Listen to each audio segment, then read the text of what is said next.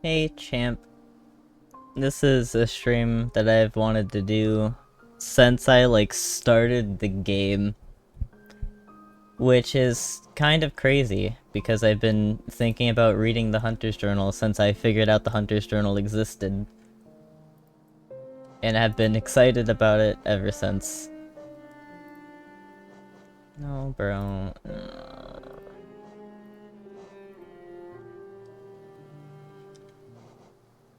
The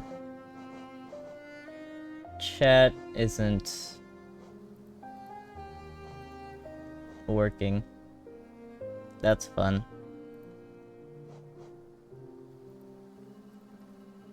Can I refresh this? Not yet live or discoverable? What do you mean, not yet live or discoverable? I know I'm live and discoverable. I know I'm very much live and discoverable. I'll activate Twitch chat, I guess. Where is...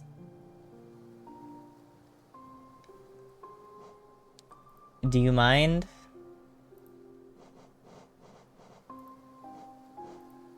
This shit doesn't like to work sometimes, and that's very annoying. I didn't even do anything differently. Literally nothing has changed.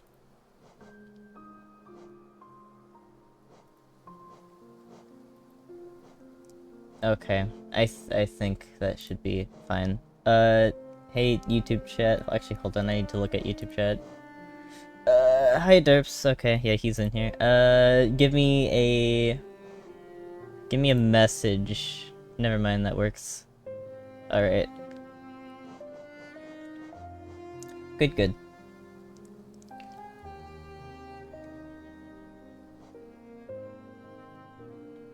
Alright, since that's working, send out the ping, make sure everyone can actually see it. Oh boy.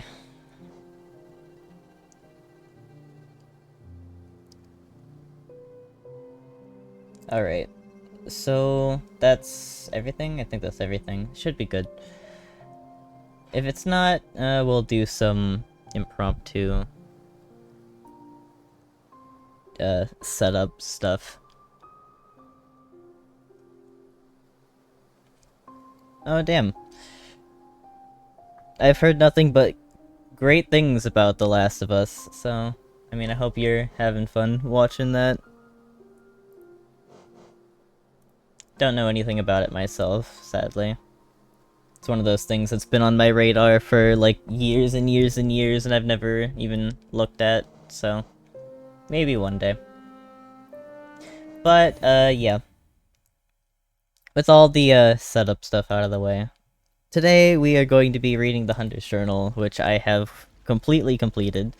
Which direction is it? I went the opposite of the right way. But... There are, allegedly, almost 170 entries in the Hunter's Journal. And I want to read through all of them. Every single one this stream. And hopefully we get to talk about them. I'm going up right now. Yeah, so that I can reach the top. We're gonna go top to bottom. And whatever area we're in is going to be the ambience for the stream. So, chat, give me a place that we should go. Where should we be in ambience? The Twitch chat is not working. What the hell? Did it deactivate? It did deactivate. Okay. There. Now the chat should be fine. I need a Twitch chat message. To, confirm.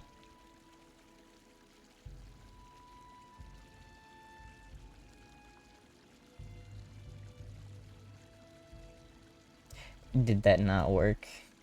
Oh god.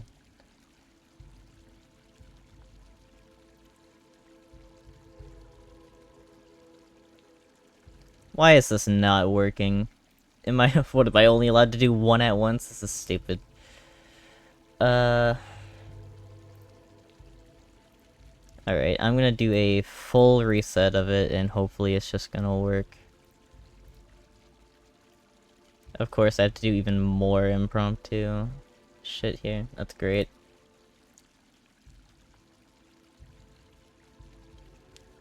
Activate that, activate that. Okay, I need a YouTube and I need a Twitch message. Twitch works, there we go. Alright, so Twitch is working. YouTube should be working now, right? Give me one. Give me one. Derps, you're probably like the only one over there. Yeah, Derps was the only one over there.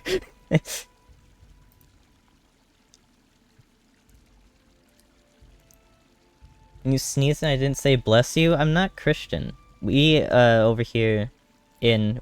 I'm not in Germany yet, but, we, where I'm going to be in Germany, we say, Gesundheit. You reply with Danke. Okay, good, good.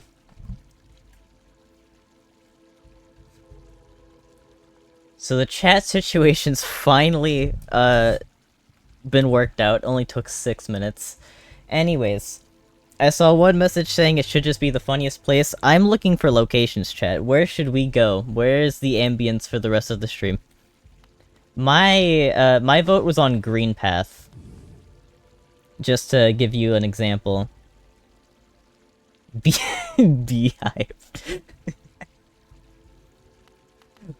First, I actually need to leave God home first, though. It just so happens that, God Home is like the furthest away from any stag station on the map.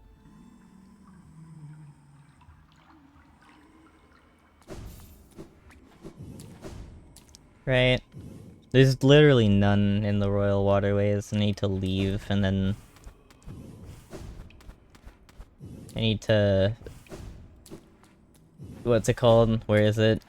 I mean, it's up here. I know where it is, but what's it called again? City of Tears. I need to, like, traverse the City of Tears. Scale it a bit. The Grim Troop building? I banished them in this file.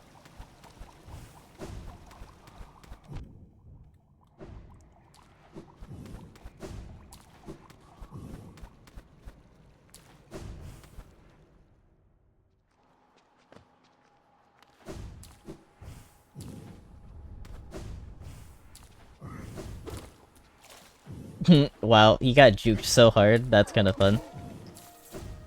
What am I doing? No. I shouldn't be collecting Geo. I had that number for, like, months.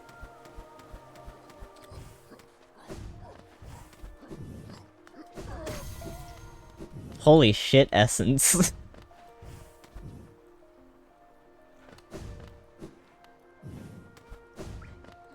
I'm looking without a map.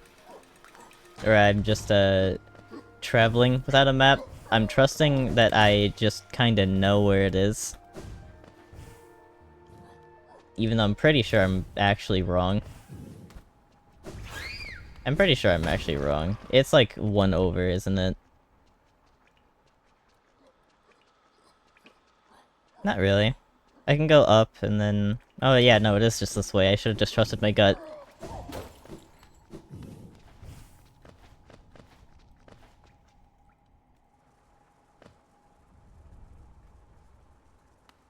Perfectly good file. Ruined? I wouldn't call it ruined, but the integrity of my, like, retirement of this file is gone.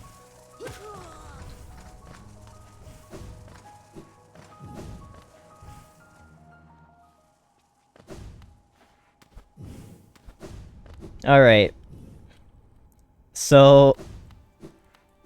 I'm gonna give you I'm gonna... Wait, fuck. I'm just realizing, where actually is the hive? Where's the closest place of the hive? What? Palace grounds? Yucky. Are you sure we want to go to the hive, Chad?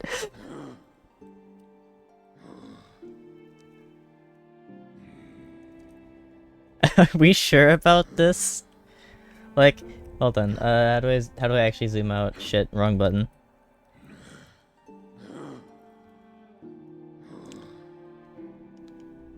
Okay, it does not appear that I can fully zoom out, but like, we have this entire map. This entire map. You want to go to the hive? You're sure. Let's roll on fate. Hold on. What is anyone else saying? I haven't seen any other votes.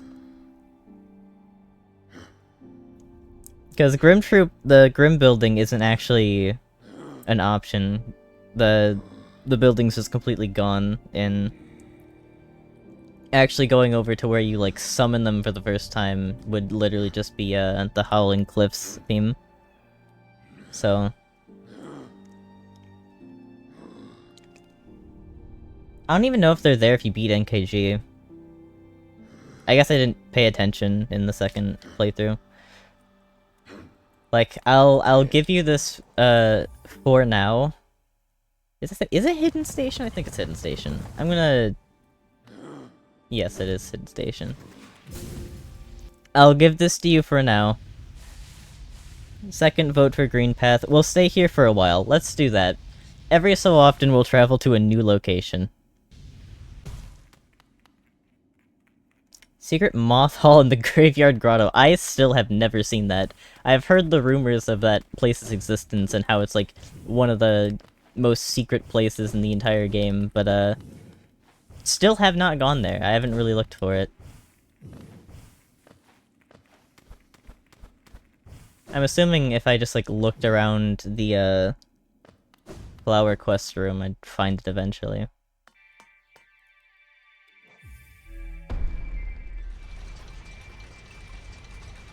I should have put down a Dream Gate.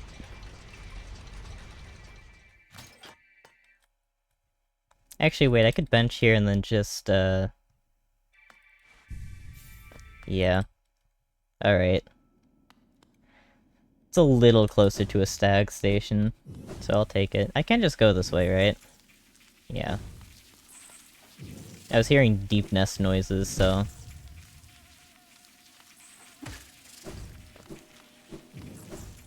Alright. Be me.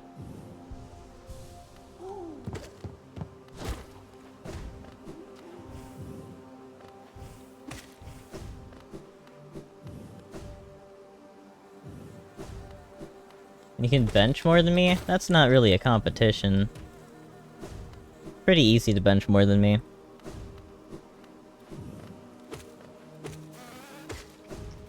Alright, I'm not gonna bench, but we're gonna go into this room. I'd like to show you why I'm not going to bench. Yeah. And, yeah, she doesn't go away if you go into your inventory, so I'm not actually gonna bench. We're just gonna be in this room. Yeah? We're okay with this?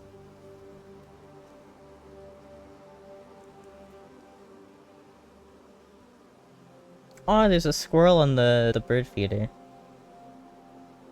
Sorry, that was ADHD, chat. I looked out the window and everything just left my mind when I saw the squirrel.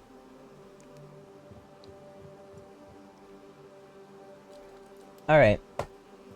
Let us get started. Again, I went the wrong direction. I could have literally just, like... Okay, well that was actually more button presses, I think. It actually is more button presses, or maybe equal, I don't know. I'm going on about it. So, let us begin, chat. The Crawlid. Timid scavenger that crawls through caverns looking for food. Dull and pathetic, hardly worth killing. That is so mean. Look, Hunter, that is mean. This little guy, you could, like, keep him as a pet. If he didn't damage you on contact, you could, like, pick him up and, like, give him little kisses. I bet this thing doesn't know it exists. Look at those eyes. Look at those eyes and tell me that this thing knows it exists. I doubt it. It's too cute. No, don't call him pathetic. He's fine. I bet he's got a wonderful personality that is nothing. Alright. One of the most common and least threatening and most annoying enemies in the game. God, I hate God Home. Vengefly, flying predator that pursues its prey relentlessly. This fierce little hunter will bravely chase down creatures many times its size. Admirable. It is weak enough, and I have devoured hundreds of them with little effort or care. That is kind of how I feel about it as well. Maybe I'm a little speciesist, but I don't like Vengeflies very much. The big one's annoying. The Vengefly King? This guy? Yeah. Don't like him. Boo. Big mean. Just annoying. Yeah, they are just like flies. Alright, Vengefly King. Patriarch of a Vengefly colony, swoops at intruders and cries out for reinforcements if threatened. The filthy creature that is happy to chew on any old thing it finds discarded on the cavern floor. When it notices a threat, it will annoyingly scream and shriek, so kill it swiftly. I can agree with that. Kill it as fast as possible so it stops making noise. It's literally like a fly. It's just a fly. That's just how you think about flies. It buzzes so much that it annoys you at all hours of the day. Just kill it. Kill it as fast as possible. Get it out. No sympathy. I bet these things have like itty-bitty life cycles as well. Hunter's based. Sometimes. He immediately calls the Crawlid dull and pathetic. What did Crawlid do to bro? Gruther, a simple-minded creature that haphazardly buzzes around, bumping into things. They only seem dimly aware of their surroundings, making them easy prey to cut your fangs on. What is it that guides them on their paths? It almost seems like they search for ways to die. Oh, don't say that about him. This guy doesn't know he exists either. Look at him. Look at those empty eyes. Like, it's just a little baby, but it is also a fly. But their wings are so small, they probably don't really make much noise.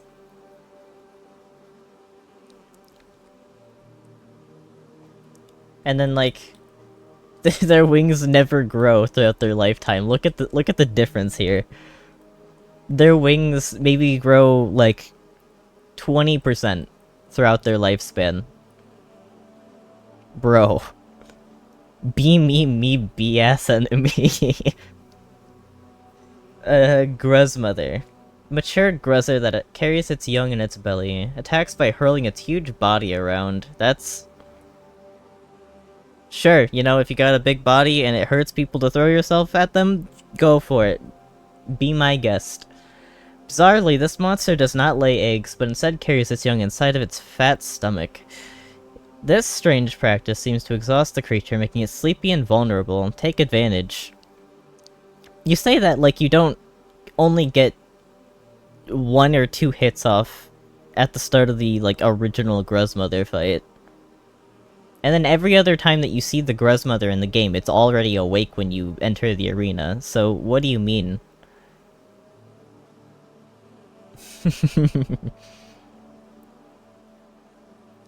There's no way a Gruzmother should be able to fly. Exactly.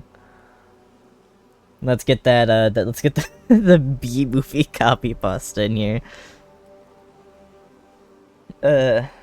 Tick. This thing, it does look like a tick. Right about that description. It's like one letter word from the website which shall not be named, which we also don't want to talk about. Uses its small sharp claws to climb along walls and roofs. It's literally just a beetle.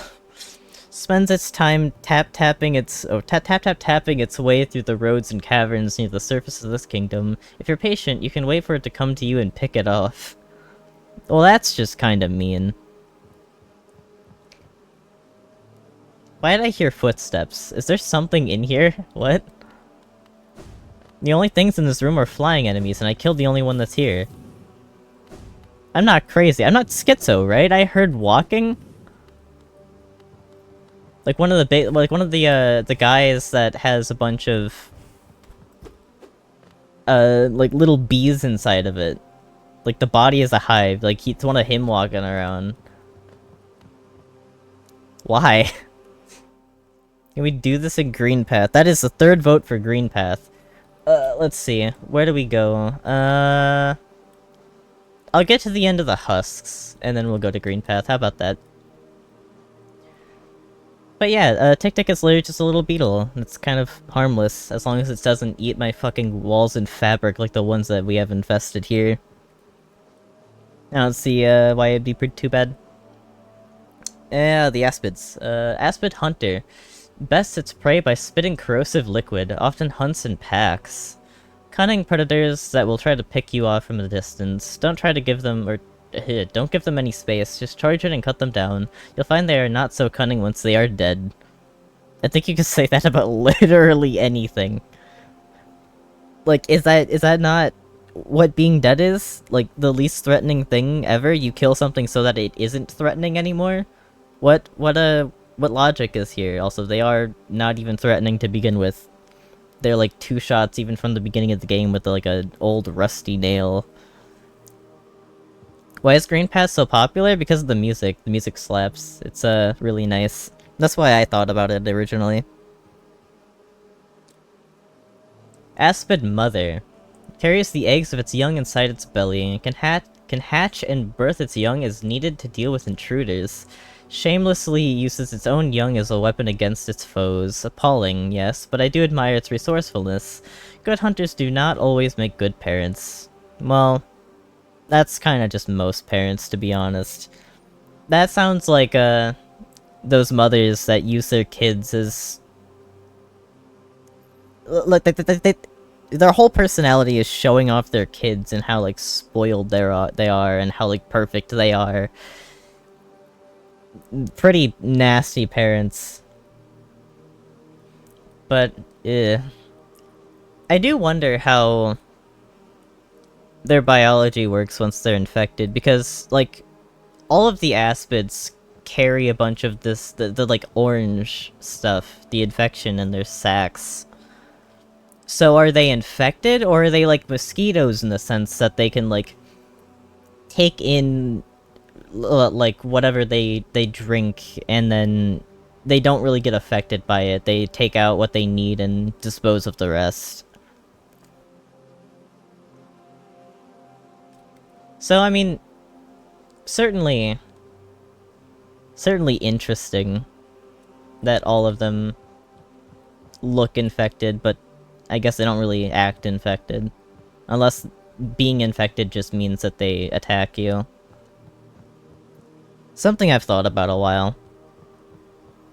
Aspid hatchling. Recently birthed, these young aspid instinctively swarm around intruders. These oh, okay, well that makes... I think that validates my theory, actually. They just instinctively swarm intruders. These hatchlings are born with an instinct to kill. They are still only infants, though, and you can crush them between your fangs without thinking. Just don't let them overwhelm you with numbers.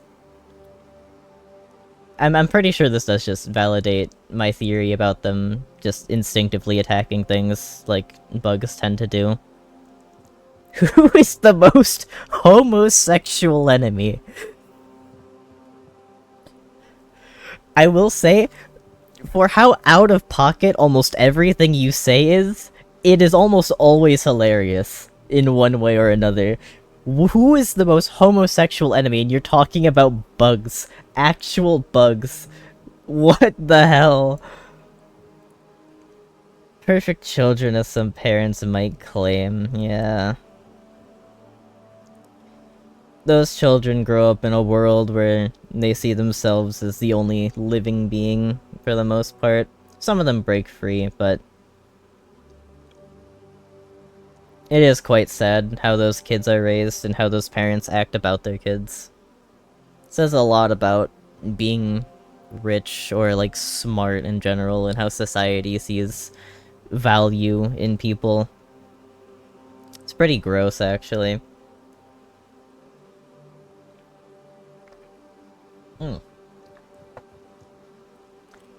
Gome.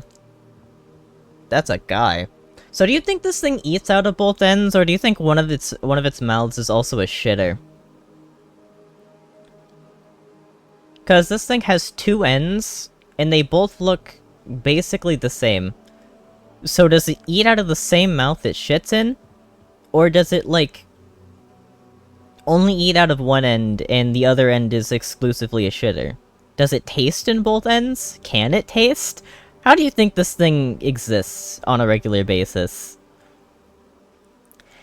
I agree, it does look like an anemone, I can see that. Just a little bit. Or like just a big piece of coral. Thickly armored, it bursts from the ground to seize prey in its fangs. These brutes seem to be impervious to most damage, so you can sharpen your weapons on their thick hide or just slash away at them for your own amusement. They barely seem to notice, they're just worms. These are just like heavily armored worms. What the fuck? I look down and see someone talking about sticking their dick in it. That's crazy. At least you found your answer for what is the most homosexual, enemy. Sure. What the fuck? Why are we talking about sticking dicks in bugs? What is going on? Bruh. Nasty ass chatters. Well, I can't really lob everyone else into it, it's just one person. Flukemarm might be the most gay. That might be the better answer. Yeah, I thought we were beyond this as well. What happened? Jesus Christ.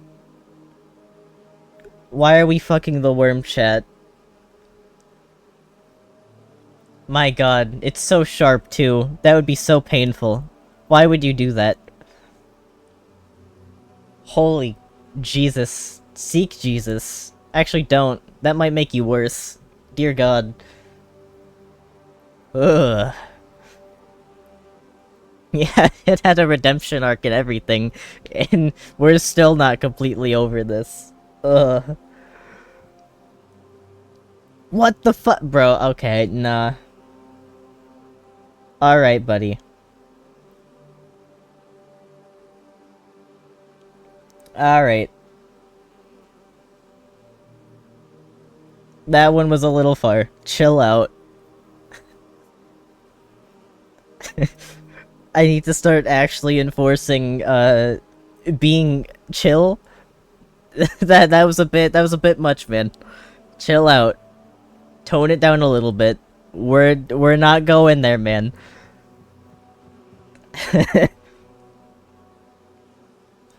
Alright. You be chill, bro. You're talking about fucking the worms and shit. Bruh. No way. With PG, it's more like R, but he just went like MA. My god. Could get banned for your disobedience.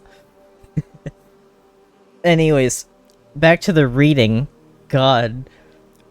Wandering Husk. The remains of a bug animated by a strange force, literally a parasite. These civilized bugs of Hollowness were weak in life, and now they are equally weak in death. Send them back to the dirt they were born in. How sad. 5 levels. That's pretty accurate. -5. No, I think that'd be like 95 for you, actually. Husk Hornhead. These are all literally just like normal bug citizens, aren't they?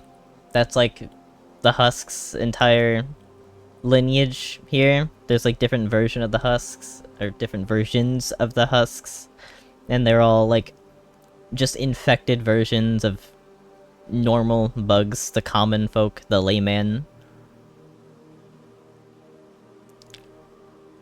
Alright. The remains of a bug animated by a strange force uses its horn to attack any uninfected creature it finds. These bugs have an arrogant air about them, even after dying, overly proud of their long horns. I enjoy snapping them off. I think that says more about the hunter than it does the Husk. Is it just me? Like, it gives off the same vibe that people that hunt deer for their antlers do. Like, they're kind of compensating for their tiny little... their very little amount of worth. And their large egos, they think they're better than these animals, so they need the biggest horns possible.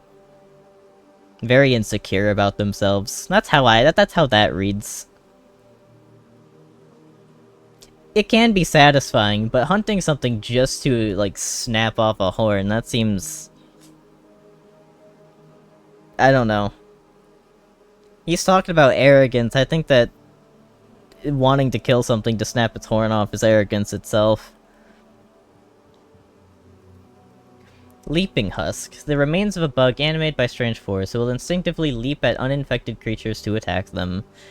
The bugs of Old Hollowness did not hunt their own food, they had it brought to them. That's why they were so weak. That's why their kingdom crumbled to dust and faded away. Okay, but that means there were still hunters. There were still things that that killed their own food and, like, farmed it or brought it, or... One way or another, there were still people that made the food that everyone else ate. So... only certain bugs were weaker.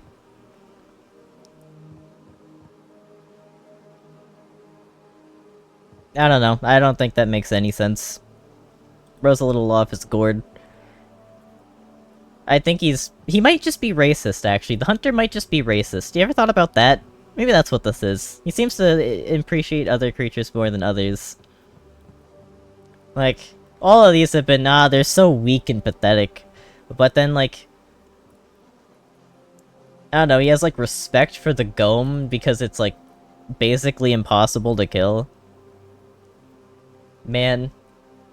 Husk Bully, the remains of a bug animated by a strange force. It aggressively attacks any uninfected creatures it finds. A thick orange mist fills these walking corpses. It has a sweet, sickly taste to it. I find it foul. After you kill these creatures, I suggest you do not eat them. I don't think anyone thought about eating an infected creature, except for you. Is there really that little food here? Jeez. I was bullied in school.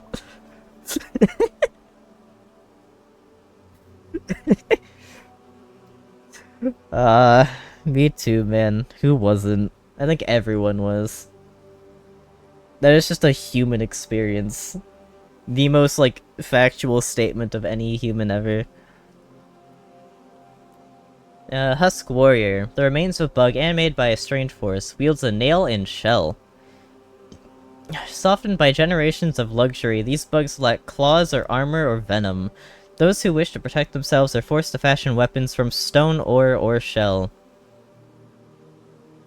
I don't know if this is supposed to be derogatory or not. He talks about it like, oh, they're so pampered. They have to craft things in order to defend themselves. They lost all of their natural ability to defend themselves and attack things. Man, that's so pathetic. Imagine, man. Like, I can just use my big-ass claws to kill stuff, but they have to create things and use weapons instead of their hands? Ugh. Like, buddy, that's called evolution. Chill out. What is this actual speciesism? I hate this guy. I disagree. The hunter's no longer based.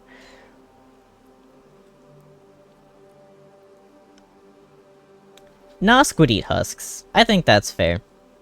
That sounds right. I mean, Nosk is already infected, so it wouldn't be like you'd risk getting infected from eating a husk. Husk Guard, the big beefy guy. The remains of a great hollowness cross guard. What? This guy's infected? I didn't know these were infected before Infected Crossroads. Instinct still drives it to guard its post against intruders.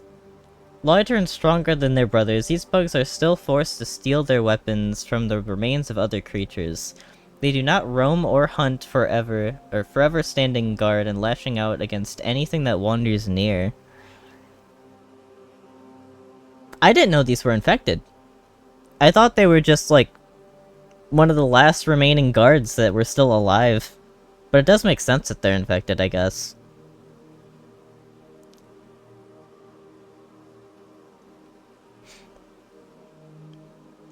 By chick magnet, I'm willing to bet you mean, like, chickens.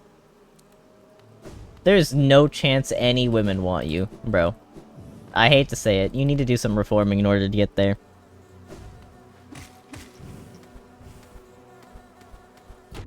I forgot these were here. Oops.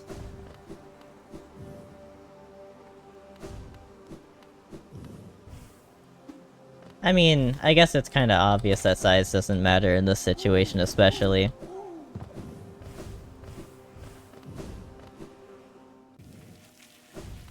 I mean, you were just talking about Nosk, and that big lug is, completely infected.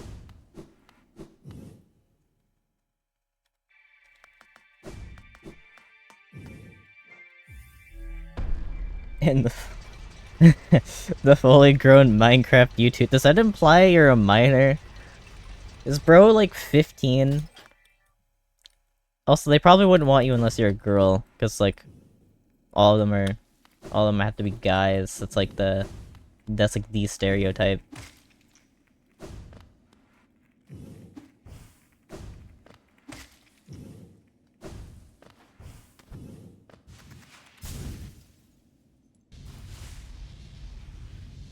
Yeah, day's going fine so far. Hope everyone else's is as well.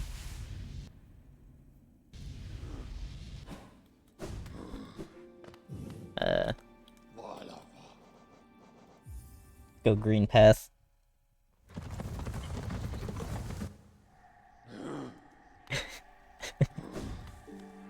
Holy shit.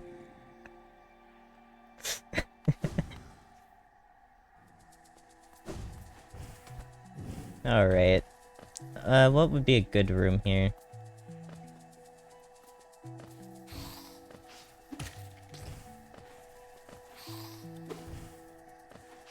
I mean, I could just sit out here. Be free, Lumafly. Alright, yeah, we'll just sit here, I think. Alright. Oh, that wasn't the end of the husks, I just, like, ignored this one because it was a different color for some reason. Entombed husk. Mummified remains, deformed and enraged by infection. Inside these shambling corpses is bright light that pierces any darkness. I peered inside that light once and saw something within it shining back. Something terrible. Oh. Something that made the hunter fear? I mean...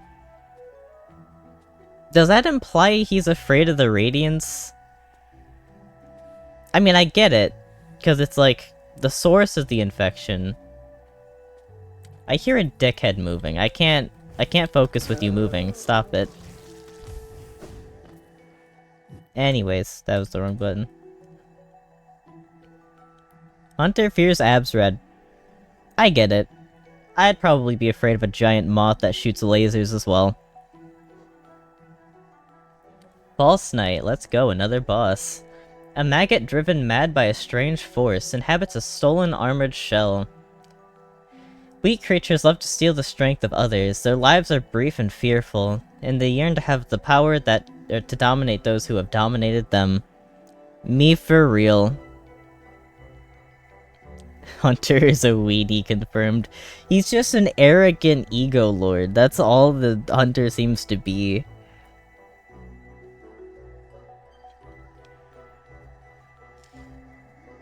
Like, he hunts stuff for sport, and then calls them weak and pathetic when he wins.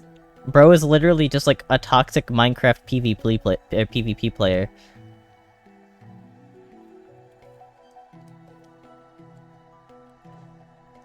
Pretty sad. Maggot.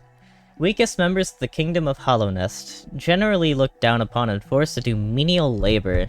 Poor guys. Literal slaves. Consisting mainly of sweet fat, these helpless creatures make excellent provisions for long journeys, best roasted over open flame. If they try to bargain for their life, just ignore them, they have nothing to offer. That's sad. If they beg for their life, just ignore them. Wow.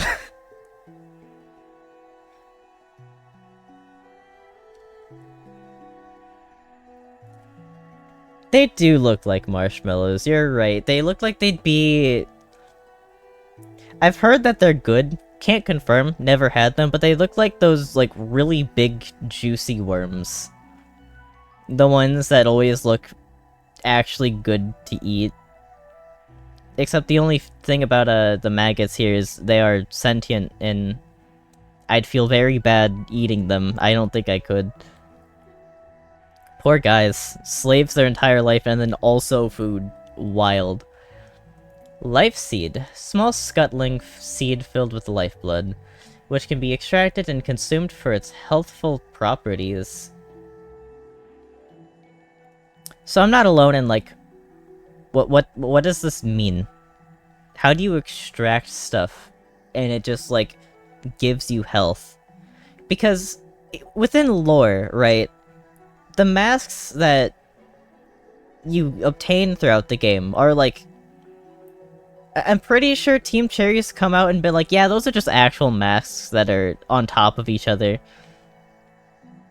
So, lifeblood masks are, like, physical masks. How does the stuff inside a lifeblood cocoon in the life seed turn into lifeblood masks? What happens? Does the knight, like, mold the lifeblood into a mask shape and then put it on? Interesting. The bright liquid inside of these little fellows is delicious, and drinking it will make you feel stronger. I wonder how my own innards taste. Would it be a heinous thing to try and drink some? Some people do it, man. You sure go for it. Why not? But he says drinking.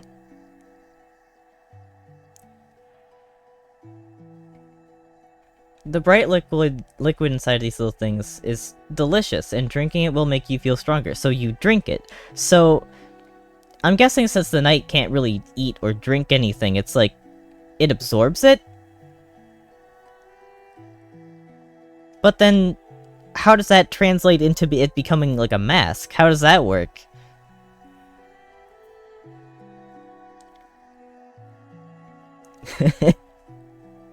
Bright blue liquid every day. Holy shit.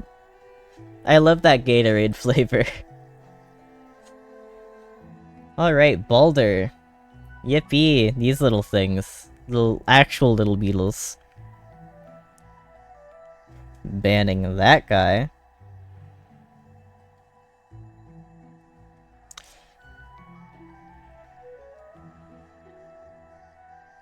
The chemicals are bad.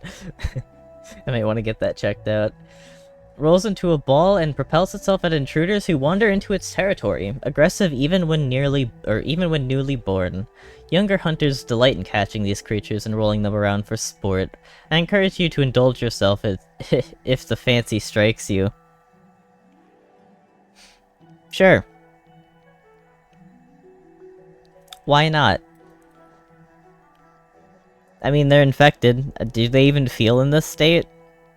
Are they even alive? Could you consider this alive? If they're born infected, are they alive? Were they ever alive to begin with? Wouldn't it be more like you're birthing a parasite and not the actual creature?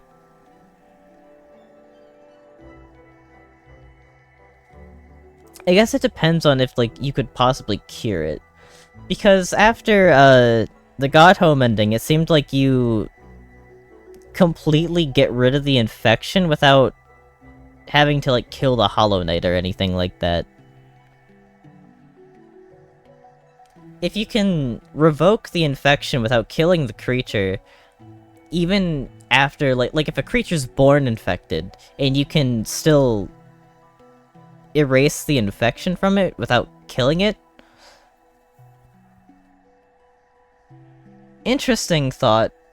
Food for thought.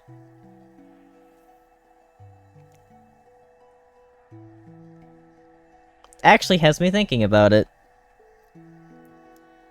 Is it alive? Is it inhumane to use these as, like, balls? Eh. Elder Balder. Bulky and covered in thick plating, retracts into itself when attacked. As they age, these creatures become too heavy and lumpy to roll around freely. Instead, they curl up and hide from the world. What do they think of in there, wrapped up inside of themselves? More carefree times, perhaps. I mean, sounds fair. Are they normally just curled up? I forget. I haven't seen one in a while. They're normally curled up. Wait, no, they're only curled up when you're near them.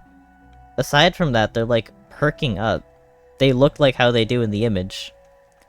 They only hide once you get close. They probably just spend their general free time and perk up when something gets, like, near, but once it gets too close, yeah, that makes more sense. We're gonna go with that, actually. Moss Creep. I love these little guys. The mossy guys, they're so cute. Like, look at that little fella. Aww. Weakling that covers itself in leaves to appear larger, hides amongst the undergrowth. I used to think these things were merely ambling plants. When I learned that they were actually living creatures, I began to kill them on sight. This is the nature of the hunt. That's mean. That is just mean. Why would you do that? It's just a little fella.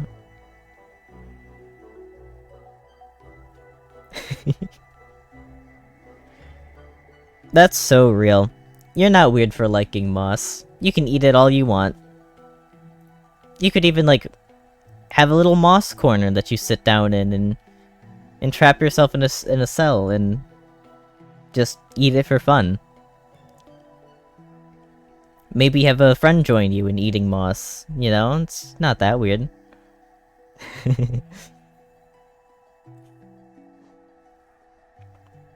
Mossfly. Winged weakling that covers itself in leaves to appear larger, hides amongst the undergrowth, fleeing if predators draw near. They spend their whole lives hiding or fleeing, how sad. Or perhaps that is the life they choose for themselves, and they enjoy it? It's a strange thought, but not impossible. That's just kind of how prey creatures live. Does he not understand that? That's, like, instinct for them. It's like, you're never gonna be able to approach a deer that hasn't been around humans. You approach a completely wild deer that's never seen a human before, and they're gonna dash away from you before you can even get remotely close to them. That's prey instinct. That's just how they work. Does he not get that? Has nothing ever ran away from him like that? I don't get it.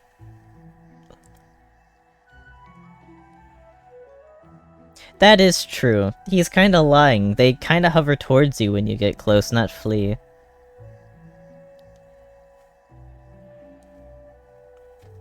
Maybe the knight is just a, unintimidating creature. Mosskin. Plant-like bug that charges at foes when close. They can be hard to spot amongst the foliage, but until you get- oh, what? Jeez, I lost the sauce there for a second. They can be hard to spot amongst the foliage until you get too close, and then they suddenly come charging at you. Tread carefully. I think they're too light to blend in very well. The environment is really, like, I don't know. It's pretty dark. Pretty dark green. At least, like, most of it. Whoa, wait a minute. I never found this? I just realized. Cool. Sick Wanderer's Journal.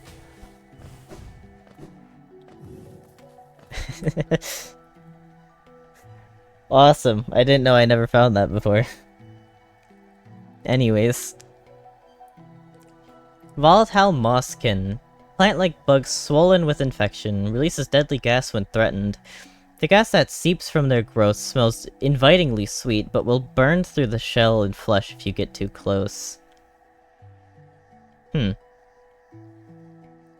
So the infection smells sweet. I'm guessing that's how most of the bugs got infected. They, like... It's like, oh, it smells so sweet, and Ooh, it even tastes a little yummy, so they eat it and then they get infected. And because they're bugs, they're like more naturally attracted to the sweetness. So it's more enticing, and they're kind of just like, oh yeah, I'm gonna eat this, not gonna think about it. Sweet. Tastes kinda nice. Whatever. And then they turn into zombies. Poor fellas. But it's acidic. It will burn through shell and flesh if you get too close. So, it's sweet, but it's acidic? But then also, how would... The hunter said it ate some of it. It ate bodies that were, like, fully infected. Would it... not, like, kill the hunter?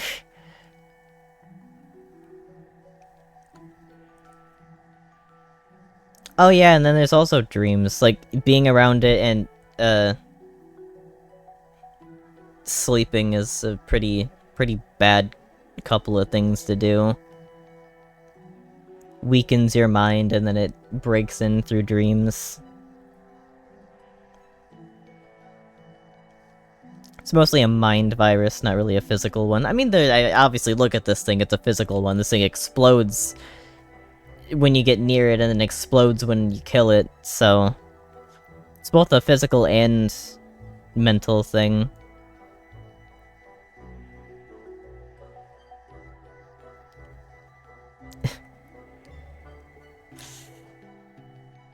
Fool Eater. Carnivorous plant that snaps at any creature that comes close. You really would have to be a fool to be tricked by a plant.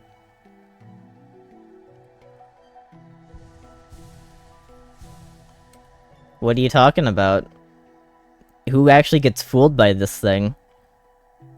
Like, really? That'd be stupid. I mean, look at it. It looks so blatant and obvious. How could you ever fall for that?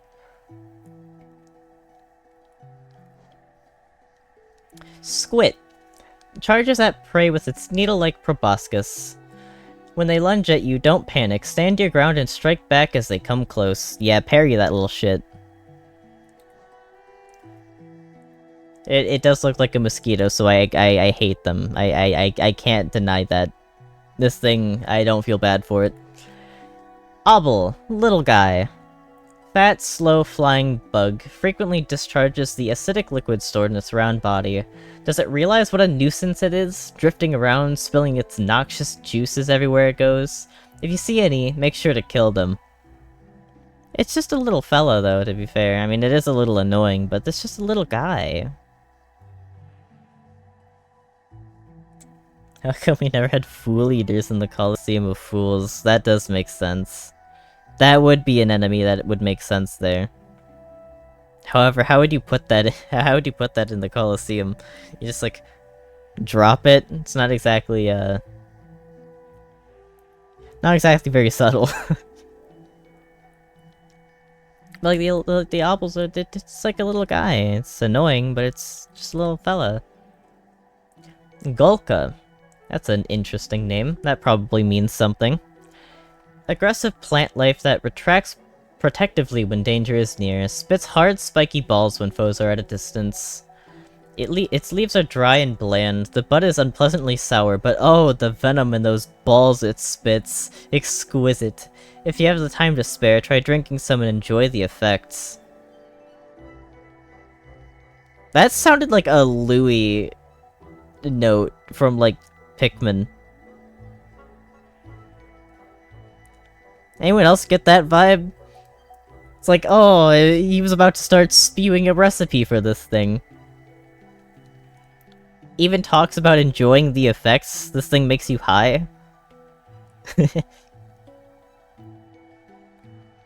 Nice balls, bro. Mask fly. What? Holy shit, wait, I just realized, where is it? Probably close down here, isn't it? Okay, I'm not gonna go looking for it, but, this thing looks like an uninfected version of the, like, the self-boomy guys, right? Am I right about that?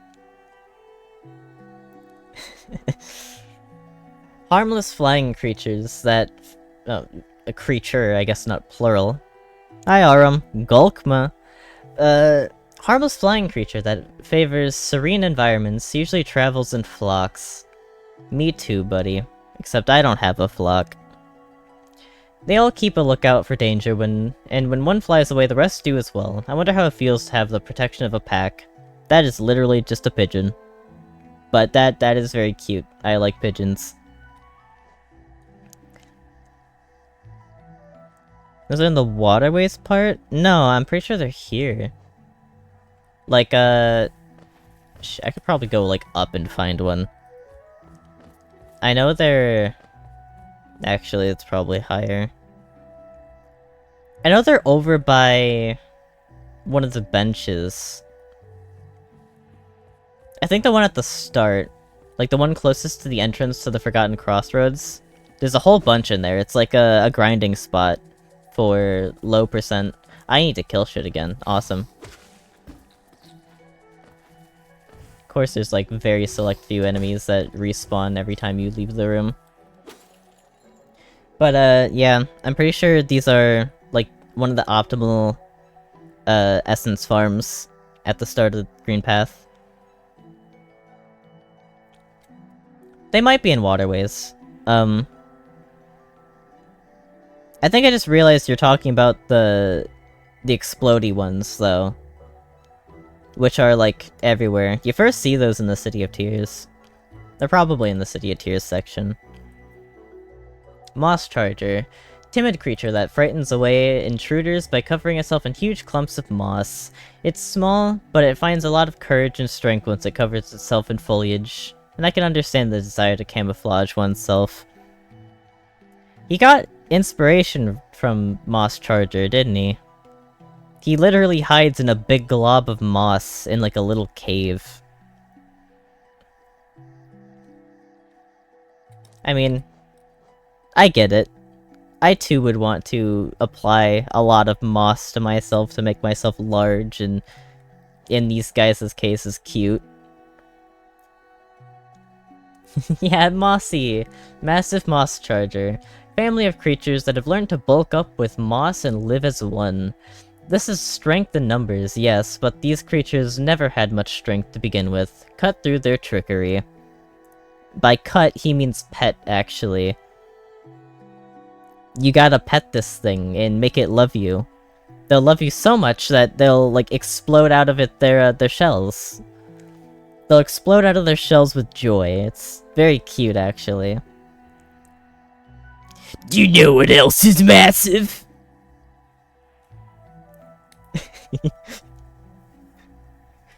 Moss Knight. Protector of the green... of the Green Path? I guess it is technically called Green Path, there's no plurality there. Protector of the Green Path, trained in the ways of the nail and shell. A really cool title for something that's literally just a moss-covered bug with a nail and a shield.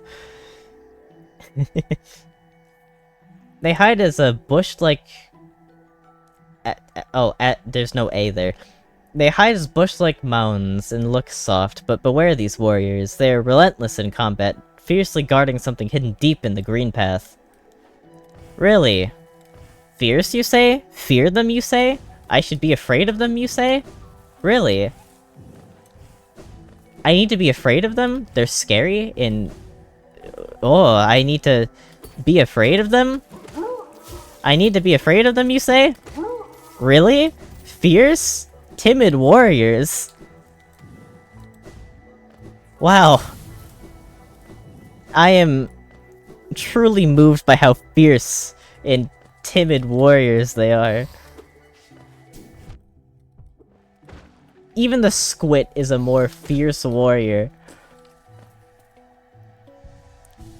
Yeah, that's what I thought.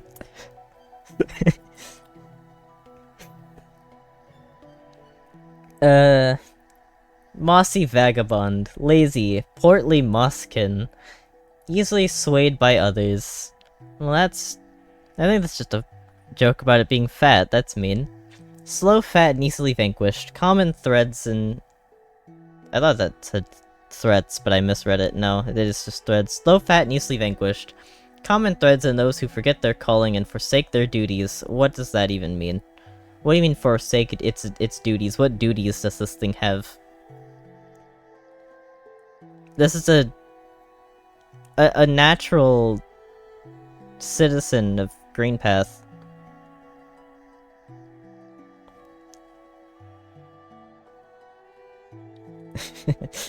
No, Derps, you're better than a mossy vagabond.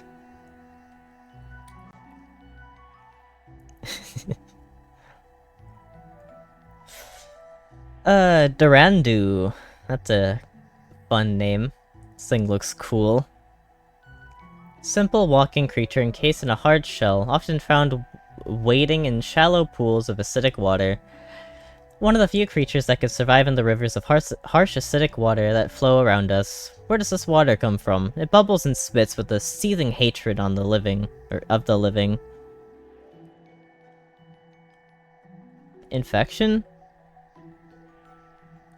If the infection juices are acidic, then isn't the most simple answer that the acid waters are just rivers and lakes and stuff like that that were tainted with infection?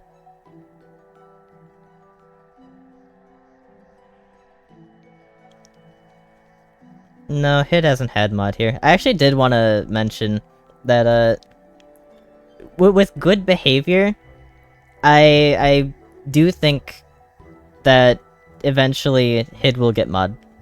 Consistency and good behavior. Do it for long enough, and I may just give you a little surprise. That's all I'll say about that. Duranda. Simple flying creature protected by a spiky shell. Thinks itself fully protected and is so unconcerned by passerbys. Attack its face and teach it that nothing is ever safe. Yeah. Alright. that's... I wouldn't call a bug being carefree ego, but sure, if you want to look that deeply into it, Hunter, go for it. You do you. Also, yeah, I'm pretty sure these are just... These names are plays on durians, because they look like durians. That being said, this one is... The Duranda is so much spikier than the Durandu. I don't even know how you can't stand on the Durandu. It looks like you could. Like, you could just stand on it and it carries you across the lake. The spikes, I can't imagine they could hurt you unless you, like, hit them hard, but the knight isn't even, like, large enough for something like these to really hurt. I don't know. The spikes are also too large to hurt things like the knight. So, interesting. Don't know why these things can hurt you. Aluba. Look at these big cuties. Passive glider that prefers to dwell near acid waters. What a careless life led drifting above us all. If one ever comes too close to the ground, though, yeah. I'm pretty sure that I can confidently say this thing is a reference to those real giant dragonflies. Which is terrifying, although, the giant dragonflies were carnivorous and highly aggressive, so you wouldn't be safe around the giant dragonflies. But you would probably be safe around these. Maybe. It does like to imply here that, it's probably gonna hurt you. Derpanda. Charged Lumafly. When threatened, they cluster together, generating electricity. They usually drift about peacefully, but sometimes they cluster together and spit out a sharp, crackling flash that will stun and burn even large beasts like myself. Watch closely for an opening and move past them quickly. Even the hunter doesn't kill them. If they only generate electricity when clustering together, you could kill them, right? Why doesn't he? Why aren't these killable? Just hit them when they're not charging.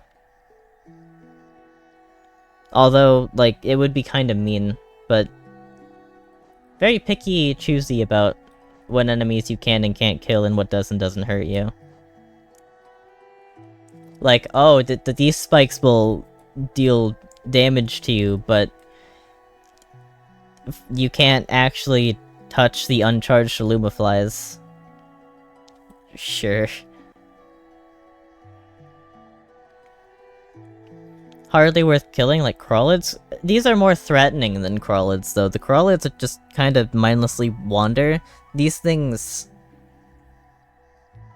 have an actual defense mechanism. Like, I get that they're, like, game mechanically, they have, like, cycles that they go on that they never really deviate from, but... and they are more threatening.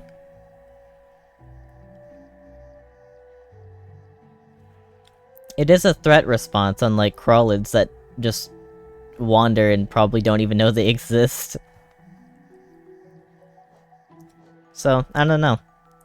These were definitely meant as like an actual hazard that you're not supposed to kill. Maybe you could have killed them before, but they changed it. I don't know.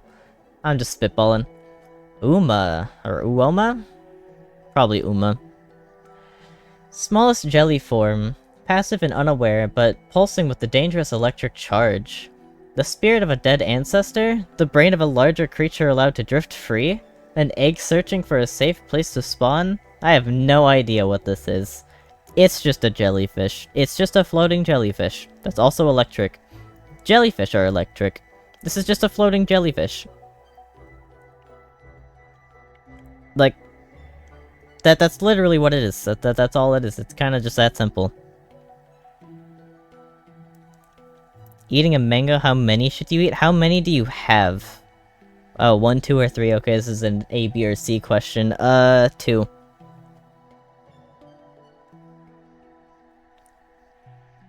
Uma, oh... Umu. Or like, Oma Umu. What? How would you pronounce all of these? It's like, Uma, and then Umu. Maybe? Hold on. Let's actually get... let's get, like, translate in here or something.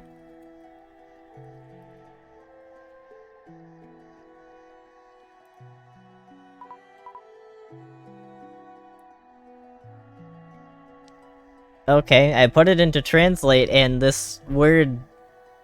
what is this? Afrikaans? Uma translates to grandmother in English. Okay, that's, Oma.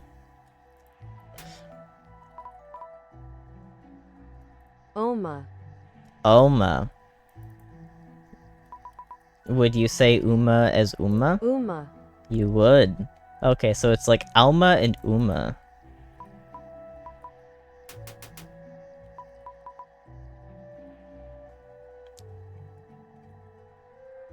Interesting. Uoma. Uoma. Uoma. Ah. Okay. Learning how to pronounce things, chat.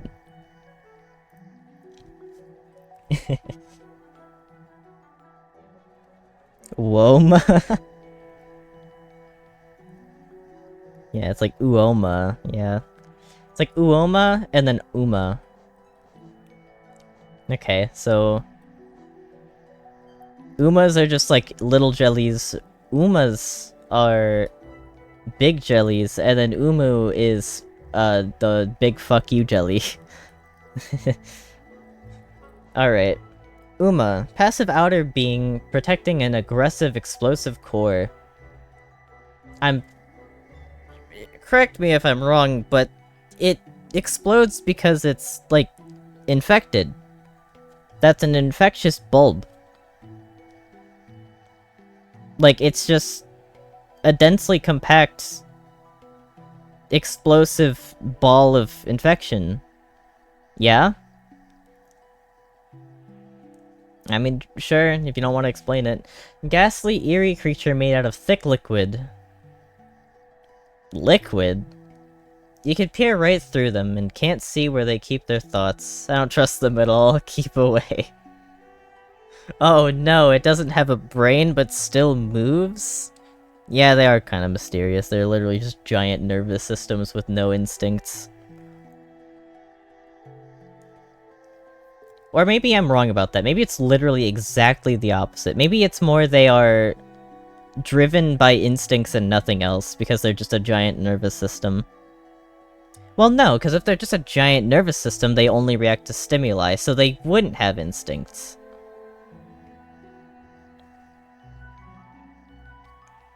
Or maybe I'm not thinking about instincts in the correct way. Would instincts just be, like, a reaction to nervous system stimuli? Like, just your natural reaction, like, ooh, ow, pain, like, oh, your instinct when hurt is, ouchies, move away from thing that hurt you. Probably, actually, that's probably more what it is. So it is instincts? I'm confused.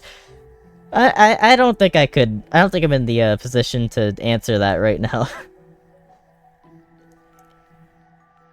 Jellyfish don't have instincts, but you see that, then that's the thing. Is it just nervous system stimuli that counts as instincts? Because instincts are kind of just like, oh, you're built to react this way to this thing. Like pain, your reaction to pain is an instinct. But then again, the instinct is only like an instinct because you have a brain that tells you what to do in reaction to thing. But your nervous system is the thing that actually does it. I'm a bit confused. What is the actual... They automatically sting when something touches it.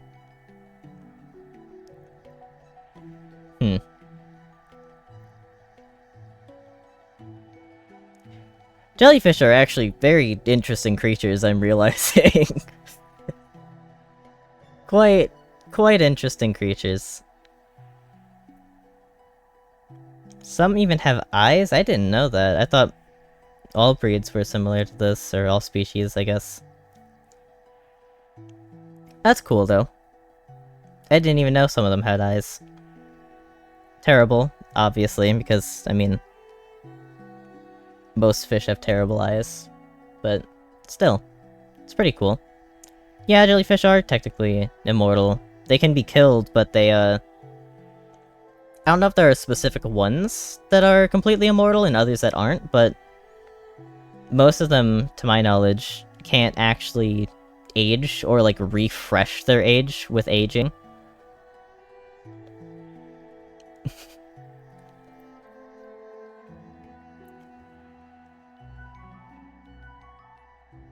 I like both zoology and astronomy. I am very multi-interest. So... insulting one doesn't exactly put the other down for me. I like both. Joke's on you.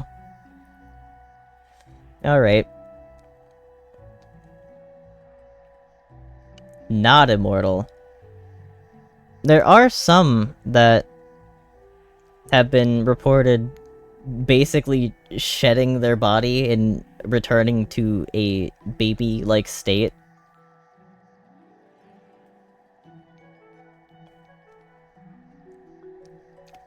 Like, once they get to a certain point, or when feel threatened, they... well, I guess it's not feeling threatened, but just... once they reach a certain point, they... completely shed their body, go back to a baby form, baby state, redo it. Unless that eventually leads to death, but... I haven't done my research. For all I know, that's just hearsay.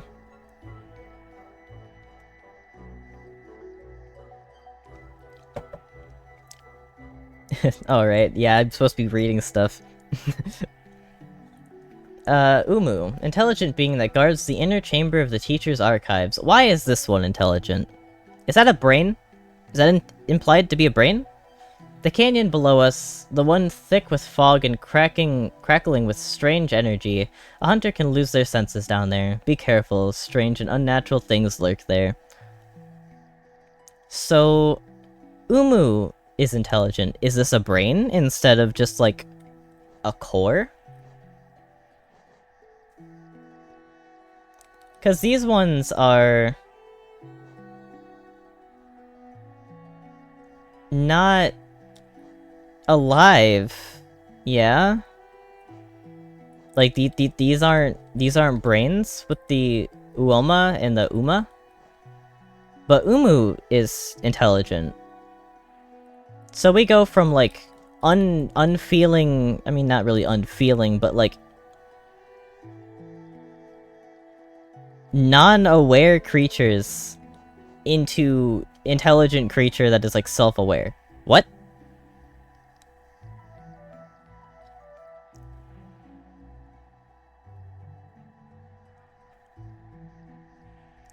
Interesting. Yeah, I mean, if it is a brain, it's obviously an infected brain.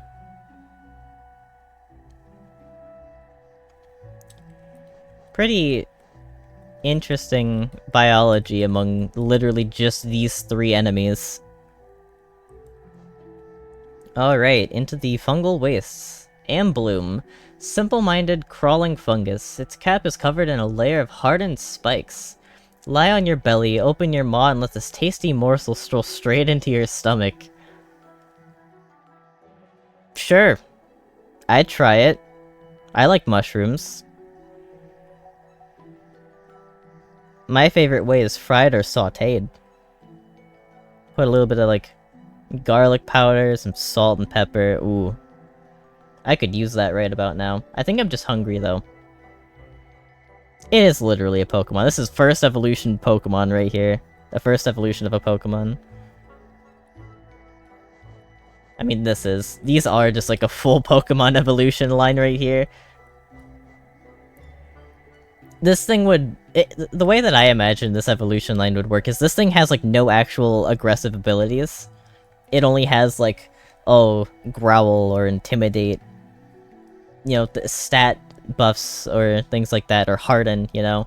Maybe not harden. I don't think this thing could harden. This is just like a one-shot, one-kill kind of guy. You send this in to die.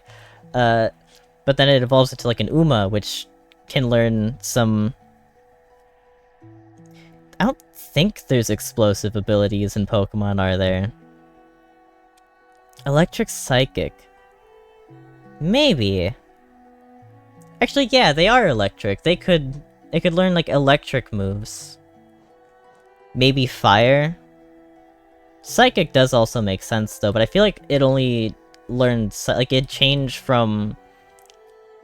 Maybe electric fire into electric psychic. Self-destruct, that's a good one. Yeah. It learns self-destruct upon evolving, and then Umu would probably... like, you'd be able to retain it, but... you'd get a whole new line of abilities that it can learn once you evolve it to Umu. But the typing change could entice you to not evolve. I like this conversation we're having about the jellies.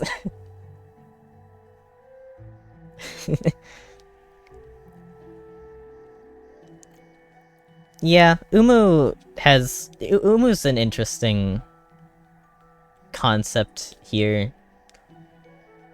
But I feel like Umu had to have been different from birth in order for Umu to become Umu, as opposed to just another jellyfish. Unless we're going by, like... I don't know. Like, vessel rules? Where, oh, in theory, the knight could turn into something similar to the Hollow Knight with training and age or something like that.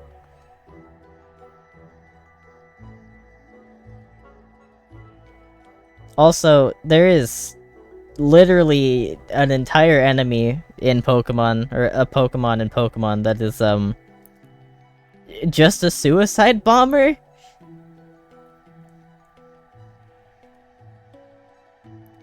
Basically. It's Electrode, right? And it's a evolution. I don't remember what the evolution's called though. Like its main ability is self-destruct. like its only purpose is to self-destruct, really. Voltorb and Electrode, yeah, those two. Anyways. Fungling. Passive fungal balloon. Internal gases cause it to float.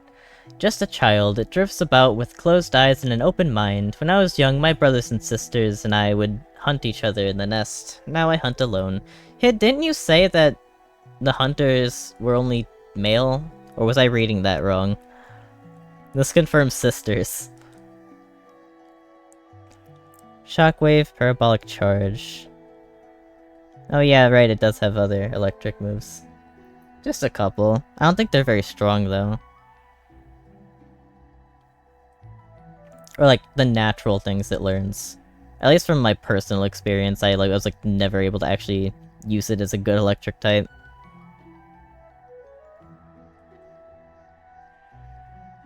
The Aspid Hunters. Okay, I see. I read it wrong.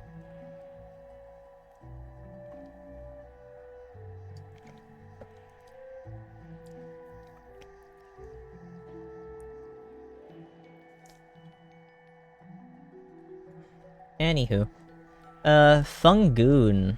Holy shit, goon? Guys! It said the funny word. Gooning? That thing that used to mean, like, a villain's sidekicks at some point, but got turned into masturbating somehow? Sure. Goondafungus. I don't think you should be doing that, bro. Might get an infection. Fully grown fungal balloon. Spits built up internal gas at aggressors. So round. I don't think I've seen a rounder creature than this. This world certainly hides some marvelous creatures. I must hunt them all down. Sure, man. Not just gonna let the beauty of nature be the beauty of nature. It's all gonna die for some reason.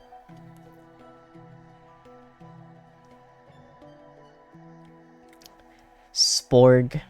That's a fun word. Detects nearby movement and fires out explosive spores that drift towards their target. If you're skillful, you can lead their spores back to them and watch them perish in a destruction of their own making. There's a lesson in that, I think. You're right, it is just a balloon. I mean, it literally is a balloon. I think my first impression of the Fungoon was Puffy Blowhog from Pikmin. So, I mean, that says something. But this is just a plant. This is literally just a fungus. Little creature. This is another bomb guy. You can die by your own spores. That is a bad enemy. That's a pretty flawed defense mechanism. If a creature even accidentally wanders too close to you when you're trying to defend yourself, you just die and there's nothing you can do about it. That's pretty bad.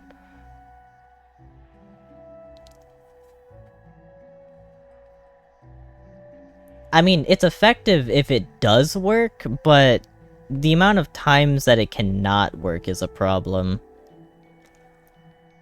Why are there so many suicide bomber enemies in video games? I don't know. I don't get why that's such a common trend. That's not really a common thing to happen in real life. Enemies with, like, entire purposes of just dying in order to kill you. That doesn't happen in reality very often. There's only, like, one bug that I can think of off the top of my head that can do that, or that normally does that, and it's a bee. And it doesn't really achieve its goal of being like a suicide bomber. It stings you as a very, very last resort mechanism, and then dies thinking it tried to fend something off. Like, there's a few things that spout internal organs and stuff in order to, like, scare things, or like that one beetle that... Or no, that one, I think it's lizard that shoots blood out of its eyes to deter predators, and... What is it called? Bombardier ant? Do those die when they explode, or... No, it doesn't. It just has, like, a crazy chemical reaction inside of its body. But it doesn't die when it does that. It's evolved so that it's, like, immune to its own acids and stuff like that. So, I don't really get why everything just kind of kills itself in games like that. In America, it's a common enemy type. You're so real for that.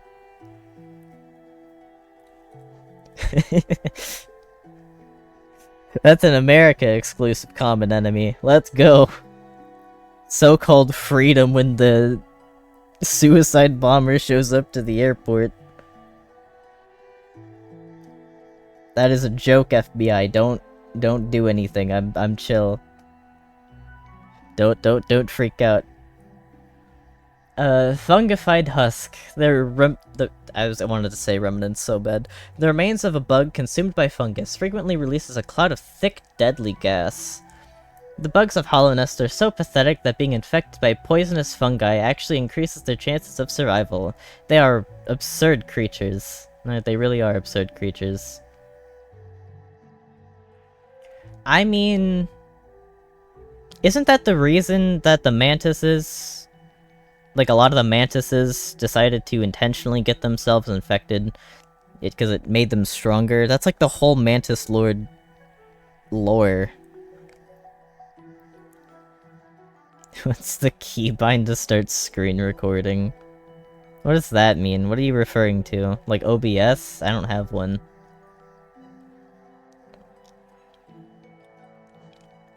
Shroomling. Small fungal creature. Spends most of its time in the ground, but can uproot and flee if it senses danger. Looks like an ordinary mushroom until you get close, then it pops out of the ground and starts scurrying around blindly. Very, very amusing.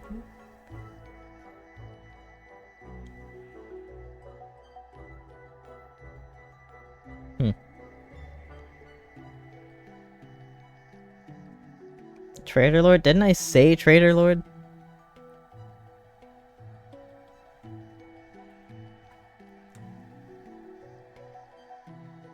Such a little creature. I'd also like watching it scurry around blindly. Blooms look tasty. I think if you cooked it right. Depends on if it's like meaty or if it's like an actual like mushroom. Get you a glass of water. I need one myself. I'm the one talking. My voice is gonna be dead by the end of this. It's been an hour and a half and I'm like only 50 into this, what, like nearly 170 page journal. Shroomel Warrior. Fungal creature that attacks intruders to protect its young. Something queer in the air has caused these mushrooms to grow hearts, minds, and even faces. This means they now fear for their lives, like all living creatures. I'm guessing that makes it appreciate, or not appreciate, but that makes it like hunting more. Wow!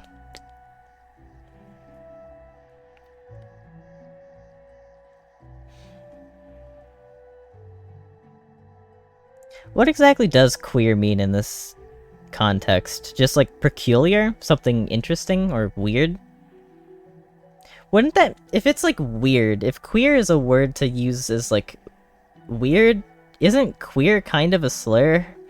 Like, it's not a powerful slur, but if you call queer people queer because they're weird, that doesn't really check out. I wouldn't really want to self-identify as queer if queer means like weird. Interesting. Interesting how words evolve like that. Shroomel Ogre. Huge fungal creature. Attacks by spitting corrosive venom and slamming its body into foes. Are these hulking things beasts or are they mushrooms? I cut one in half and peered inside to find out, but could find no answers in its soft, sinking inside, or stinking insides. Huh.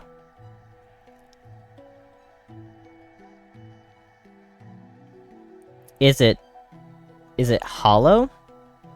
Or is it just like, you know, you cut open a mushroom and there's just more mushroom?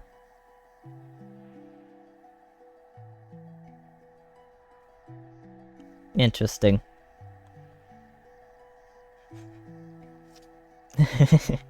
Yeah, it is the most homosexual enemy. It literally says it in the name. Or in the description. Mantis Youth. Member of a proud tribe, fiercely protective of its territory, launches stinging attacks with its needle-sharp abdomen. As it grows, it loses its ability to fly. Passage into adulthood is often celebrated, but as time goes by, we realize what we have lost. Damn, you got a little too real. You know those, images that try to depict the early days? Like, oh, the early 2000s, or like the mid-2000s, or literally any time before 2016 is just like bright, densely saturated picture image, and then like everything after 2016 or even 2020 has just been dull and desaturated. That's what this is conveying.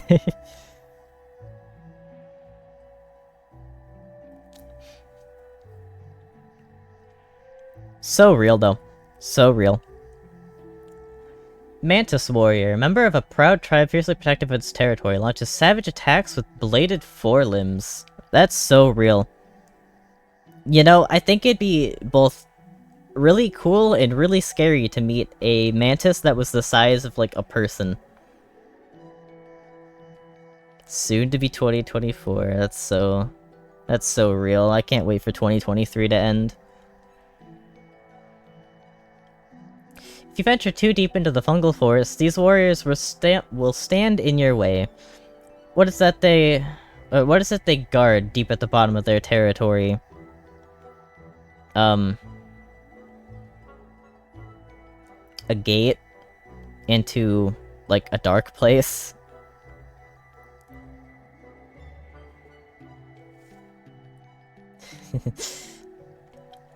Mantis Lords. Leaders of the Mantis tribe and its finest warriors. They bear thin nail lances and attack with blinding speed. The Mantis tribe and the bugs of Old the Mantis tribe and the bugs of Old Hollowness have no love for each other. The Mantises outlived their rivals, though. The Mantises outlived their rivals, though, and their civilization still stands. Yeah, I wouldn't call the normal Mantis Lords fight, like, blinding speed. Sisters of Battle, though, yeah, I'd say that that's blinding speed. They're fast, but, like, it's not crazy. They are powerful. They are not only not infected, but they're still guarding something that technically has no real need to be guarded anymore. Try not to fuck a bug challenge ultimate final boss. Holy shit. Can we go 2 seconds without sexualizing actual insects? Jeez. What the fuck? Husk Sentry. Animated remains of a Hollowness sentry. Still retains some memory of its former task. I think most of these things do. Didn't they? Because, I mean, like, with the Husk Guards from earlier, it said that they also retain some of their instinct to defend where, like, their stations, or whatever.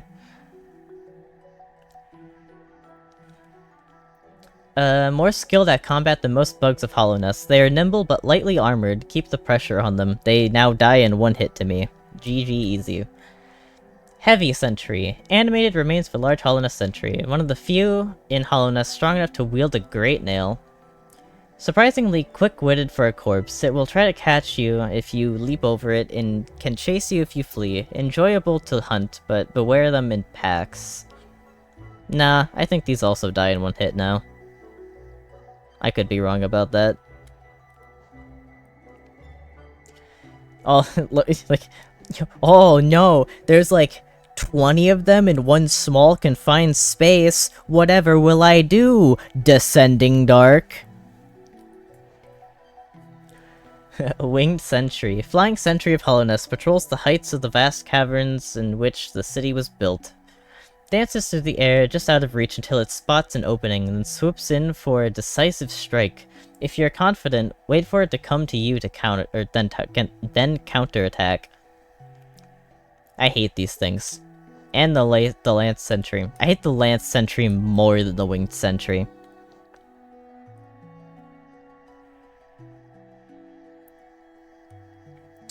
Lance Sentry. Winged Sentry of Hollowness equipped with the Nail Lance. Charges at threats or throws its lance from a distance. This devious foe will often keep its distance and try to pick you off with its thrown weapons. When it charges at you, leap up and strike it down. I mean, okay. A smart creature, a smart guard, smart sentry. Yeah, all the homies hate Lance Sentries. These are the worst. Genuinely the biggest hindrances of any run. Like, even when they come to you, it's just annoying. They're just giant, long hitboxes with... Like, they can hit you, but you can only hit it in, like, the smallest little hitbox when they dash towards you. It's so stupid. So annoying. If I lose a Steel Soul run, it might be to one of these guys. That's my guess. Like, this is a genuine contender for a Steel Soul ender. Holy shit, me and Derps had the exact same thought process. Let's go, twinsies. Mistake. Once a highly intelligent bug deformed by the misuse of soul, this is literally just an amalgamate from Undertale. It would be fun if you could parry their lances back at them. Can't wait for Silksong so that we can do that. This is pretty sad, actually. If you're twins, you can't be dating? What the fuck? We're not dating, bro. I'm married. The fuck? What are you talking about dating? What indeed?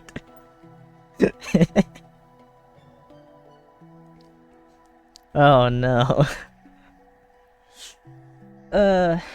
These fools meddled with the soul of other creatures and lost their shape. Literally Undertale. Literally Undertale. Now they skulk through the shadows of their sanctum like slugs, hoping their old brothers will build them new bodies. Literally Undertale. Literally Undertale. No, Curse knows Allie. Allie's been in multiple streams that they've been in.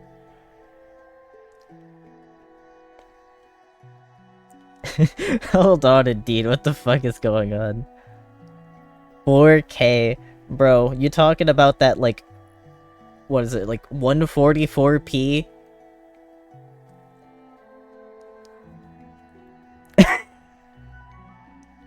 Was that a timeout? Yeah, it's 600 seconds.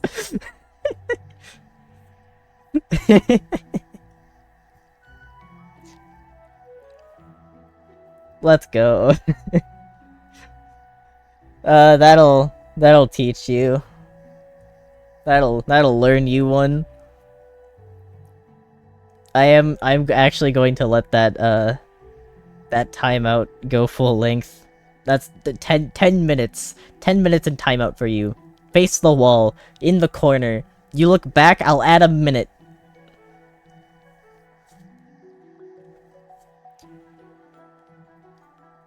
Alright? It goes to YouTube. Well said, Derps. That's crazy. Anyways, yeah, Mistake is literally just an amalgamate from Undertale. Poor fellas. And I'm guessing this applies to Follies as well.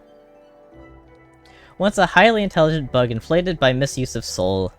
I've heard whispers that the secret these fools were searching for was immortality, to live forever. I've never heard anything so obscene. Oh boy, let me introduce you to Nine Souls.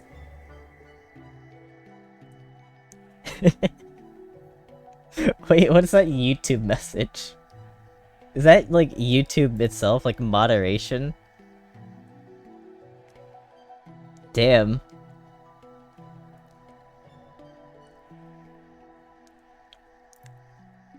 Welcome to the live chat. Remember to guard your privacy and abide by our guidelines. That's kinda hilarious. Even YouTube's like, bro, chill. But yeah, let me introduce you to Nine Souls if you're trying to live forever. That's like the whole plot.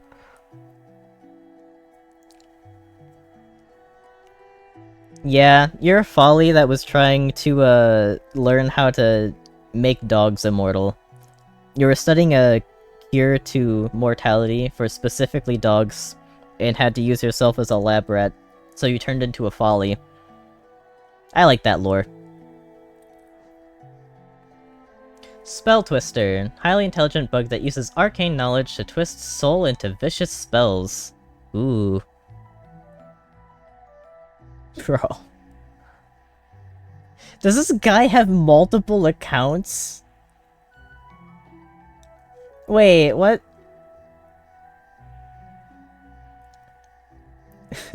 What happened? That wasn't 10 minutes. Oh, is that just like a warning? I get it.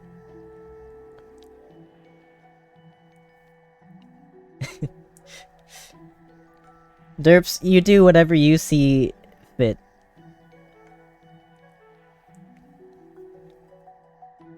You're a mod for a reason, big guy. I've heard others talk about soul, but I do not understand what it actually is. I do know that freshly killed meat tastes best. Is that because of the soul thing still clings to it? No, I think that's just because warm stuff typically tastes better than cold stuff.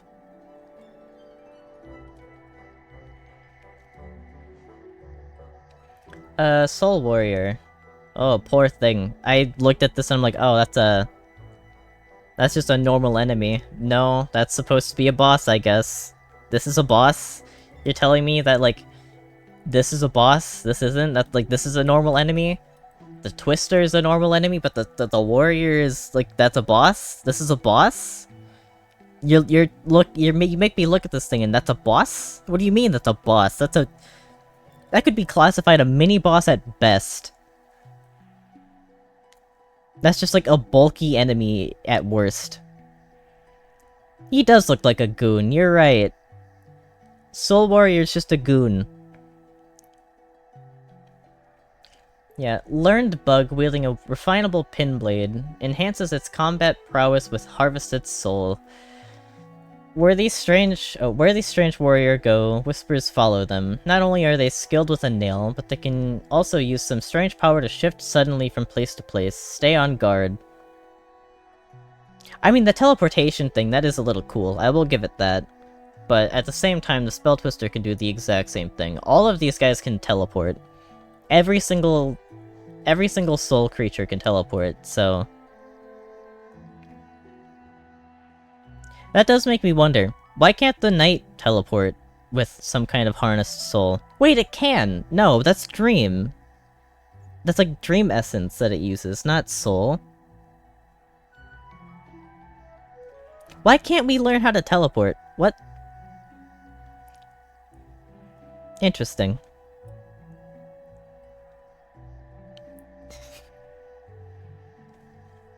Your cat can take on 100 gorillas. Bro. My dog can't even take on a mouse. Soulmaster, head of the Soul Sanctum, hoarded soul hoping to stave off Hollowness' infection. Or affliction, but eventually became intoxicated by its power. The bugs of Hollowness tried all kinds of tricks and rituals and prayers to rid themselves of the infection, but to no avail.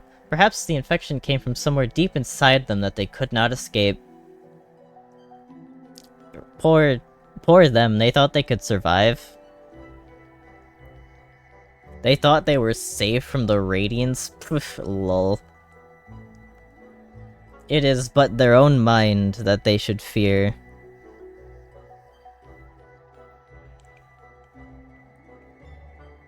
Stonefish are all bite and no bark, that is true. There's not even like an intimidation factor to them, they're just a stone in the water that kills you if you step on it. I don't think they... Actually, can they? No, I don't think they can kill you. They have a venom, but I don't think it's lethal. I might be wrong about that. I know it's extremely painful, though. Anywho. Husk Dandy. I thought that was Daddy for a second. I legitimately thought that that said Husk Daddy. What a name. It is lethal. Okay. I couldn't remember if I was just misremembering that or not. Former member of Hollownest's High Society. Limited offensive ability. It seems the weakest and greediest members of Hollownest were also the ones who exerted the most influence. Truly a kingdom that was always destined for ruin. Those are fair words to live by. The fact that the 1% runs the whole society? Fucking terrible. I'm just gonna say it. If I ever became the 1% and ended up with way more money than I knew how to spend, all of it's going to charities and helping my friends and family. I refuse to be one of those people that holds on to that much money without using it. I could never be like Elon Musk. I don't know how that fucker survives with all of that money, to be honest. That's like such a burden. At that point, he doesn't deserve the money. I mean, obviously he doesn't, but fucking hell. Bro has like billions of dollars just in his bank account or wherever. Just sitting there, doing nothing with it. Couple investments here and there, but when's he ever donated to charity? I mean, fuck that guy. Exactly. It's like the genuinely best people are almost never allowed to actually have money.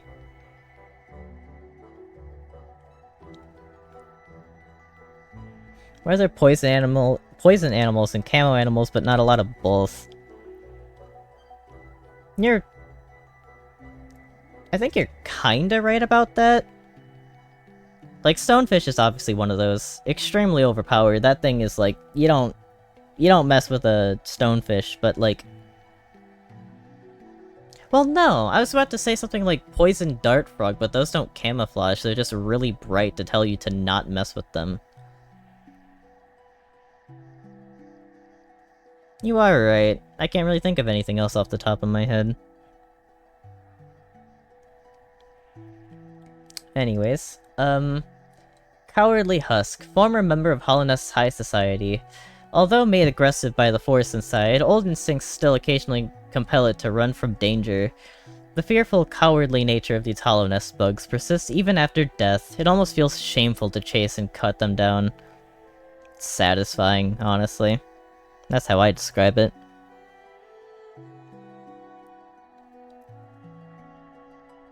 Yeah, Mother Nature is like a game dev. Evolution is just patches throughout history. I think it's completely fair to, refer to wildlife in the sense of, like, gaming terms. Tierzoo's kinda onto something when referring to nature by, like, gaming terminology, because it does make sense.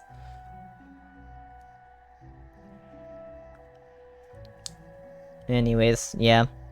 Fuck the high society members hate these guys. You go hang out with some friends. Alright, I hope you have fun, man. And with any luck, you'll be back before you finish it.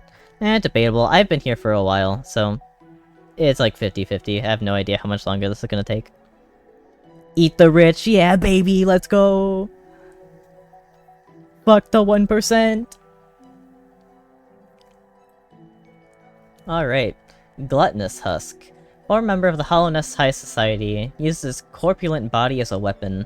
As these bugs become wealthier, they hunted less and consumed more, eventually taking on a grotesque shape not unlike overripe fruit. I mean, you say that, but when I think of a fruit going overripe, I immediately think of a banana, which actually shrinks when it becomes overripe. The only fruit that I can think of off the top of my head that would, like, plump up with being overripe would be, like, a watermelon, which would, kinda, like, melt inside itself, and gas would build up because there's nowhere for it to go, and, you know, eventually it could explode.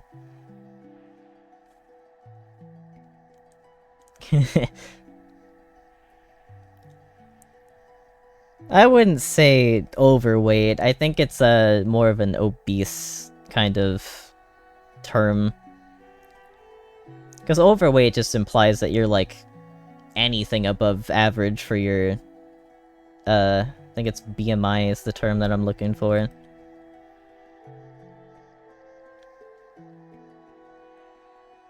Which, grotesque would be quite an overstatement. Quite an exaggeration. Gorgeous Husk. Corpulent husk encrusted with a shining metal, retains the instinct to hoard geo. There's a beauty in many things. Reflections of light and water, the taste of freshly killed meat, the cry of a hatchling for its mother. I've never understood the lust for metals and stones, though. Huh? Metals and stones. So... God, I feel like I've seen a video about what Geo is actually made out of. I don't remember what the actual conclusion was, but it definitely wasn't metal and stone. I think that just immediately confirms that it's, like, not a fossil. As a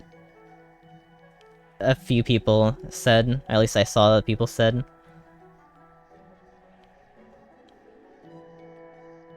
Yeah, actually, you're right. Why is Gorgeous Husk called Gorgeous Husk when Gluttonous Husk is blatantly defined as grotesque looking? Not only is Gorgeous Husk bigger, but it's even greedier because it's literally, like, encapsulated in gold.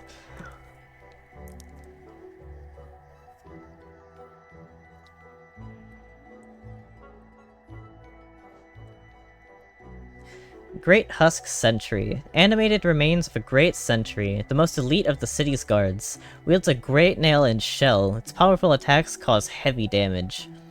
An extremely rare thing, a bug of hollowness that actually poses a threat. Watch them carefully as they can lash out quickly with devastating strikes. Or you can just pogo it. It's pretty easy to dodge if you know how to pogo it correctly. This is, like, honestly one of the easier enemies. Did the rich really sit in liquid gold? I mean, think about the crazy stuff that ancient Egyptian pharaohs did. They had, like, a deep infatuation with gold, so... I mean, in real life, that's... I wouldn't put it past them. I mean, some people casually do that shit. They, like... Those people that will... I don't know exactly what the process is, but they turn their teeth, like, into metals and, like, diamonds and shit. The rich really do crazy shit like that.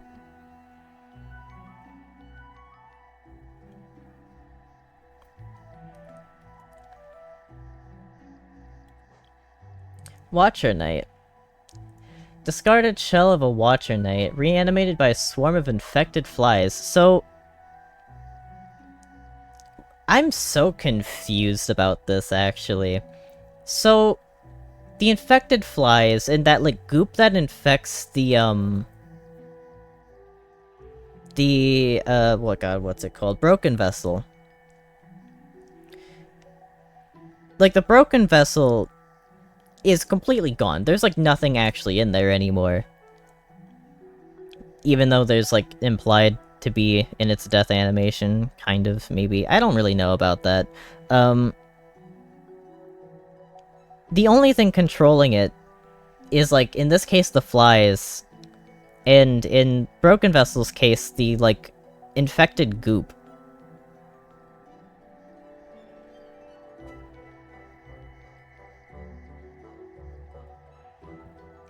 How does that work exactly? How many flies does it take? That's a good question. I don't think there's actually an entry for the flies, so...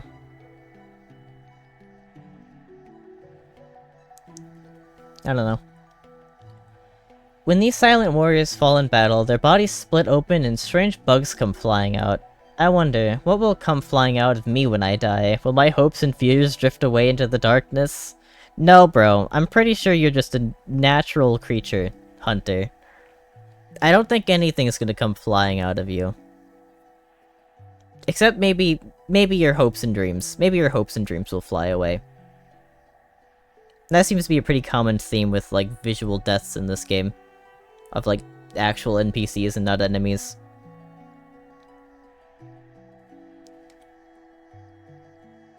I wonder, could you actually count the amount of flies that go into the Watcher Knights? Is that feasible, do you think?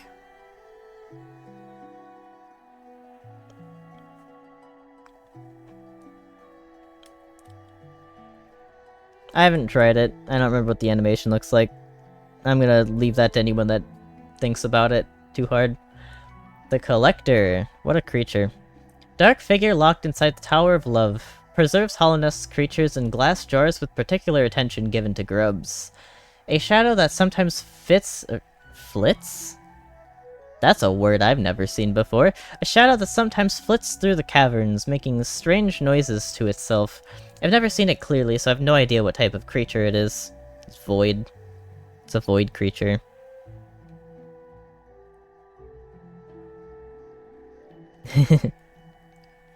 I've actually seen theories about, what exactly the Collector is and why it has, like, an infatuation with grubs.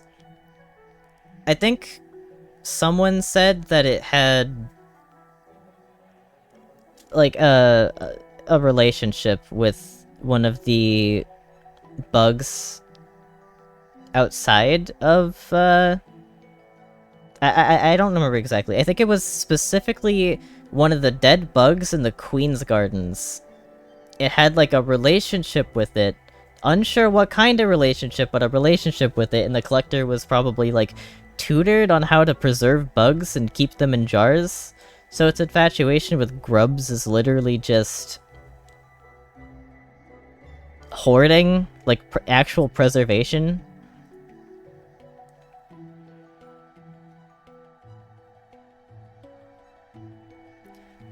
Move swiftly and lightly. Alright. I'm not insulting him. He's just... kind of... coded? I don't know. After the infection, though, he kinda lost his fucking mind. Bellfly. Look at these little cuties. I almost wish they didn't explode. Thin wings hide a highly volatile belly. Will give its own life to protect its territory. Once again, another example of an enemy that kills itself to protect something. An angry creature with no regard for its own life. A creature without fear. Can it truly be called prey? No. I think that's like an in-between. It's kind of like... I mean, what would you call it? You're also a bellfly. Alright.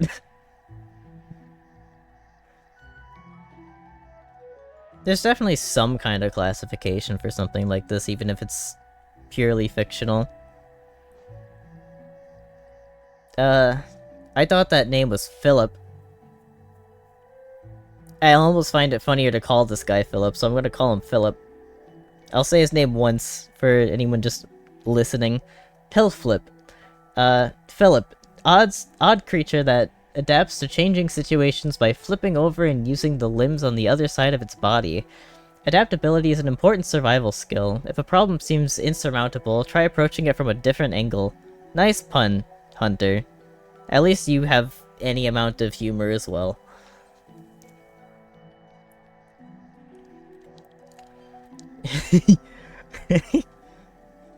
Something about it being called a whormp and the way it looks in this image is hilarious to me. Tiny and placid, but swells to enormous size when threatened. Extremely amusing creature. What a fella. Literally just an air pufferfish. I love that its icon on the side there is literally just its lips.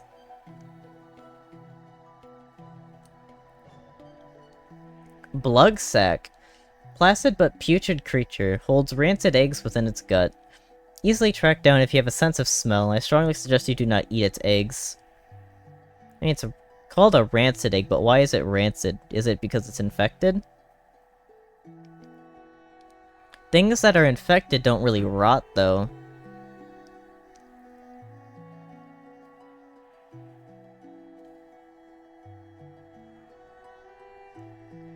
Unless it's just like a natural poison as well. Could be wrong.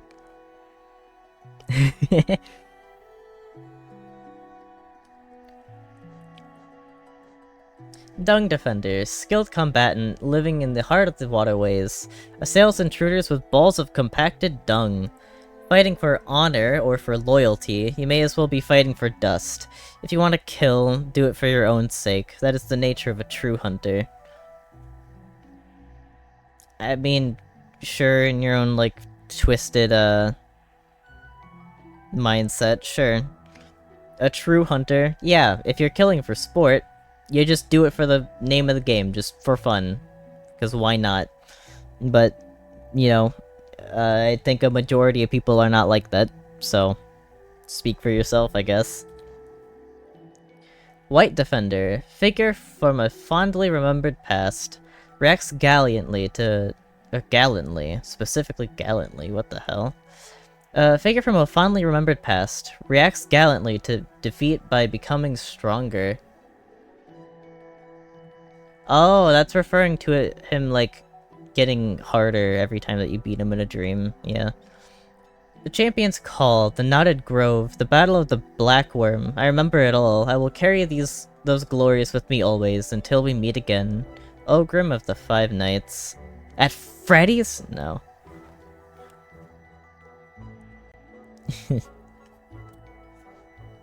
Fluke Fly, not Fly, what? I totally thought that was Fluke Fly. Fluke Fay. Youngest of its species, its body is composed of teeth, wings, and stomach. Seems to want to latch onto any living thing that comes by with its sharp little teeth. It will leave its cousins alone, though, so it isn't completely mindless. Fair enough. That's, self-preservation of the species.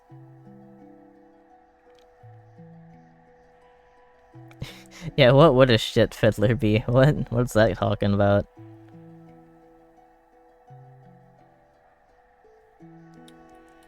Flukemon. That is...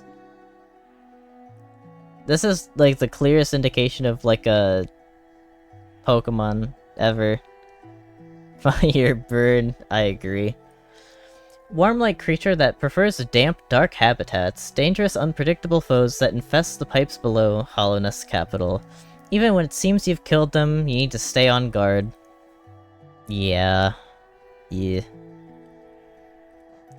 Fluke Munga. Aged Fluke. Whoa. Aged Fluke, grown fat on the rich refuse found on the pipes below the capital. Or in the pipes below the capital. I find it weird that this thing isn't- well, no, it makes sense, but, like, I find it weird that this thing isn't actually necessary to complete the Hunter's Journal. Like, you don't actually need to kill this thing. It's a DLC.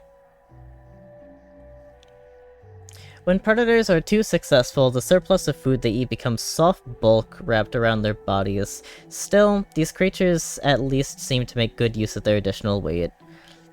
See, I'm confused about how the hunter sees this then. The way that he's looking at this is completely flawed.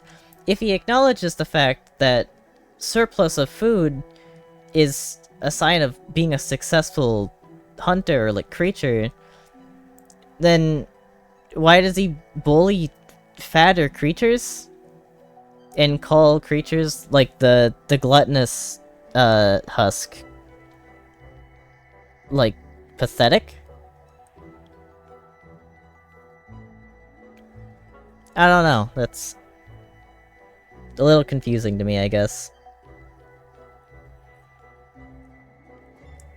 Flukemarm. Ew. Insatiable breeder. Oh, that's even more gross. Has populated the waterways with its kind. Its insides double as a nest for young fluke fays. The desire to breed, to leave behind memory of ourselves in the shape of a child, seems to be etched deep into the heart of every living creature. I too have felt the pull of that base instinct. Well, I hope you never get to. Little shit. Hate this thing.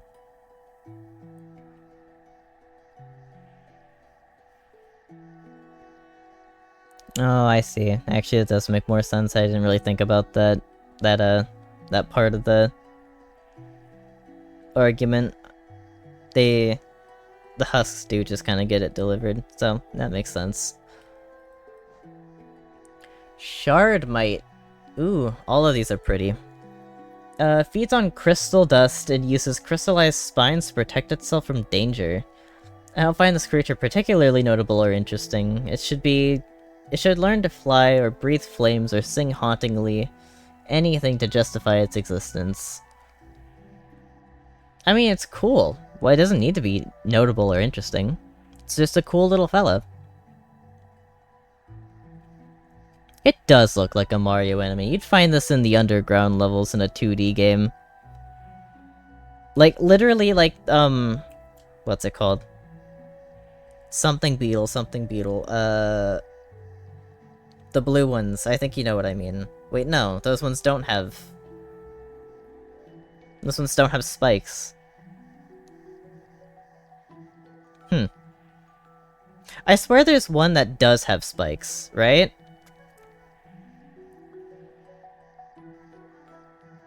I don't exactly remember right now. I might be thinking of a skeletal spiny. Honestly, I'm probably thinking about a skeletal spiny. I think that's exactly what I'm thinking about right now. It's like that, though. Glimback. Slow, hardy creature. The crystals that grow on its back provide extra protection from foes above. Large and well protected, but slow and docile. The bugs of Hollownest used to force these creatures to carry around their carts and machines. They're literally like horses. I see why. Crystal Hunter. Fires shards of fast-growing crystal at intruders. Make their homes all the way at the top of the world. Do they use crystals willingly as weapons, or are they merely hosts of the crystal parasites? Huh? What does that mean? Like... Are they merely hosts of the crystal's parasites?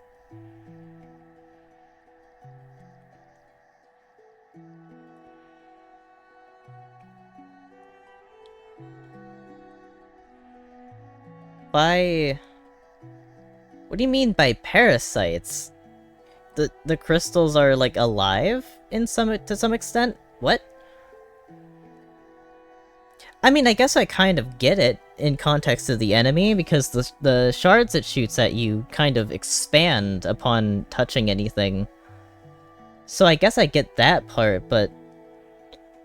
Doesn't parasite imply that it's living to some extent?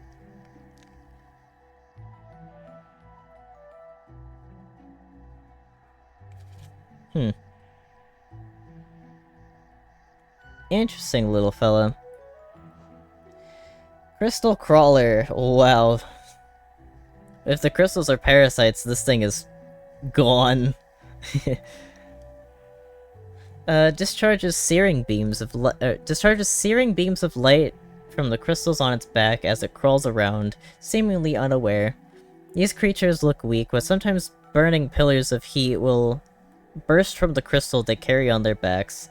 Be wary and time your strikes well. You can't kill this thing with normal strikes, though. You can only kill this with spells, I'm pretty sure.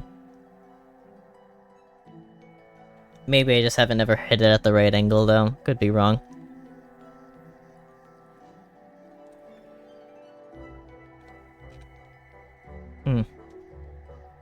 Husk Miner. Remains of a bug drawn... A bug. Wow, dyslexia's kinda shooting me in the face right now.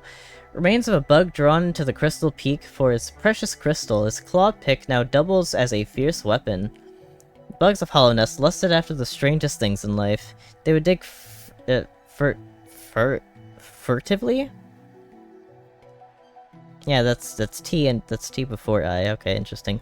They would dig furtively through the dirt for stone, ore, and in particular the crystals that grow at the top of the world. Poor Mila.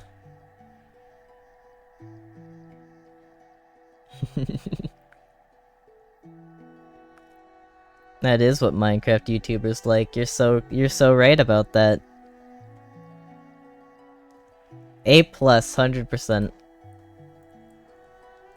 Crystallized Husk.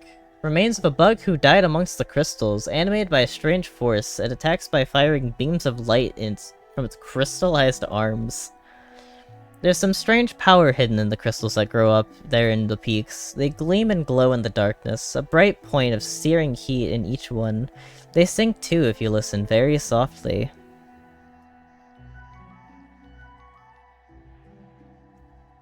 I don't really know what to say about that one.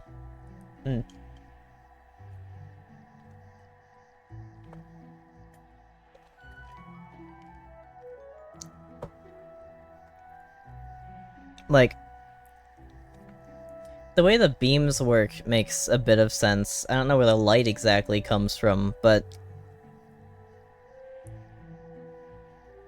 This is just a spitball. This is just something I came up with, so I could be completely wrong, but if I was a prehistoric, hominid, I'd probably, eventually you'd probably discover that you could use certain crystals as, like, magnifiers for sunlight.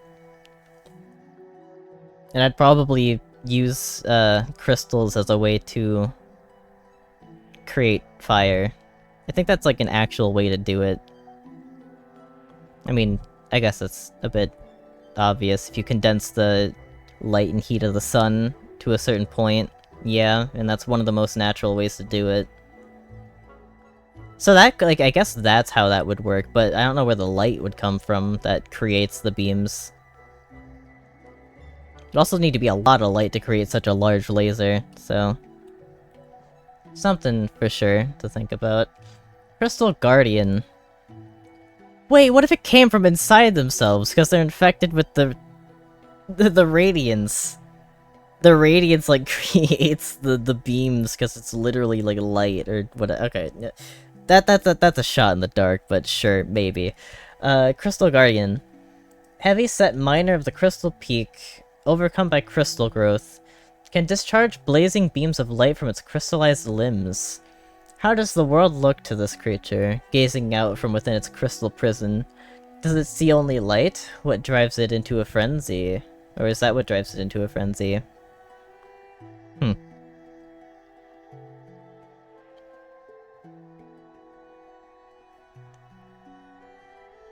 I still don't know why this is also a boss.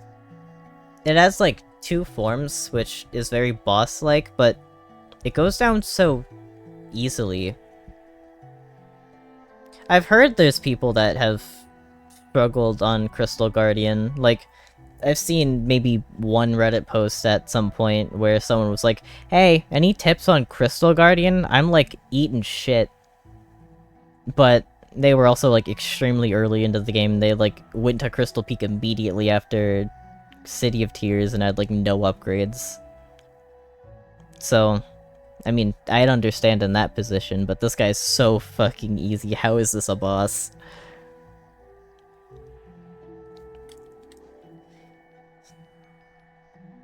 Furious Vengefly. Vengefly whose body has been distorted by continued infection. Highly aggressive. So... is this just an infected adult Vengefly? Because we see, like, the little ones, and those are just called Vengeflies, but this is called a Furious Vengefly. Not like a Vengefly King or anything like that, just like a Vengefly. Bit confused about that. Maybe it's a adolescent Vengefly King?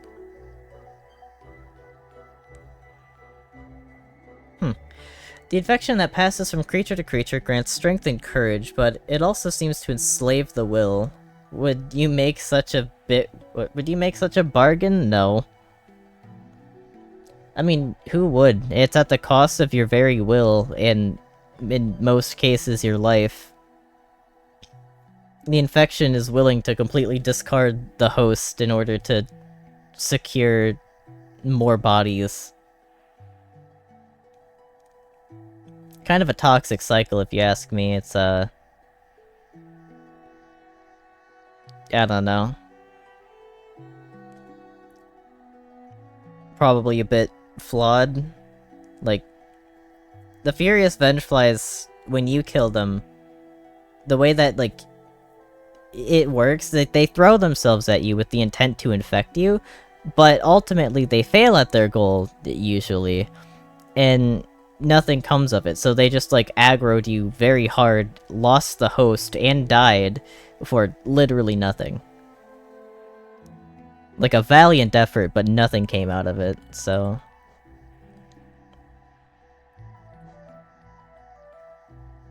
I guess that's just nature. Sometimes it works, other times it doesn't. Volatile Gruzzer. Gruzzer's swollen with infection and primed to burst. Horrible goo and noxious gas has started leaking down from above. Is there a source of all this pestilence? If so, I haven't seen it.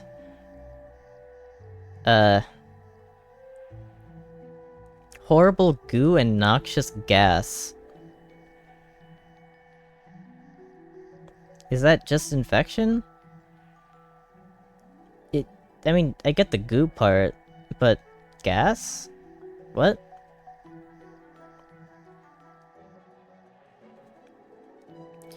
Also, I'll acknowledge it since you're probably not gonna let me just glaze over it. I'm trying to keep the, mood a bit lighter. I don't really want to talk about something like that while the mood is anywhere near decent. Hope that's understandable.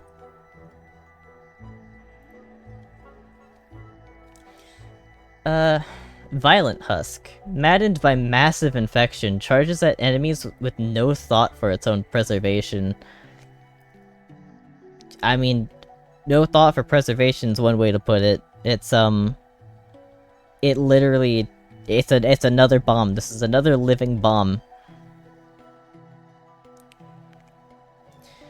The bugs of Hollownest were twisted out of shape by that ancient sickness. First they fell deep into deep slumber, then they awoke with broken minds, and then their bodies started to deform.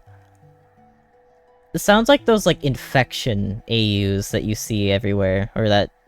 I guess they kinda died down a bit, but that, everyone raved about for some amount of time. Literally, like, the exact same thing. Or at least the premise. But this predates those, I think, for the most part. It is also just how an infection usually works, so... eh, whatever. Slobbering Husk. Wait, did I read the last? I did, yeah. The body of a bug, completely consumed by infection, spits corrosive liquid. The infection that swept through Hollownest so long ago, and they say that the harder you struggled against it, the more it consumed you.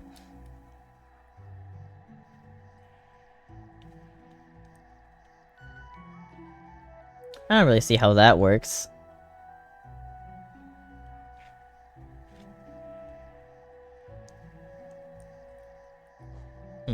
Dirt Carver. Hated these things. And the And the Carver Hatcher. Hated both of these things. Evil creatures. Swarming predator of the deep nest. Burrows through the ground and bursts out to surprise prey.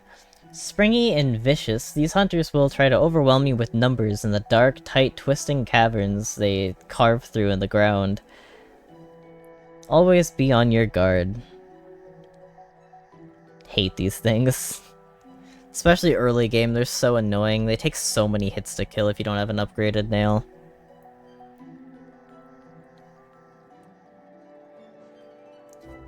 Carver Hatcher. Flying creature that fires out dirt carvers from its body when potential prey comes close. How does that work? What? When potential prey comes close, it like shoots another creature out of its body to attack it, but then it'll have to share the spoils with the dirt carver.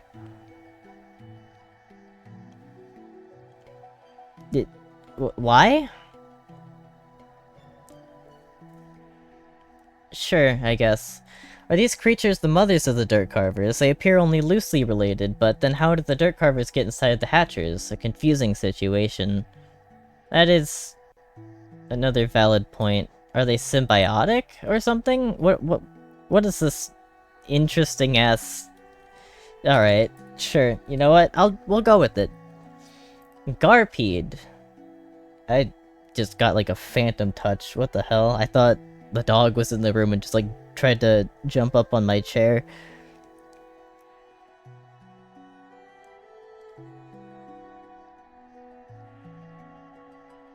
Is YouTube like restricting your messages for some reason? I mean, it shouldn't be. This is another reason why YouTube's kind of stinky in that regard. That doesn't really happen on Twitch. But yeah. You just be persistent, eventually it'll go through, I'm sure.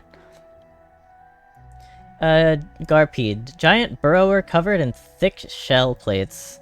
Tirelessly travels the tunnels of the deep nest. Yeah.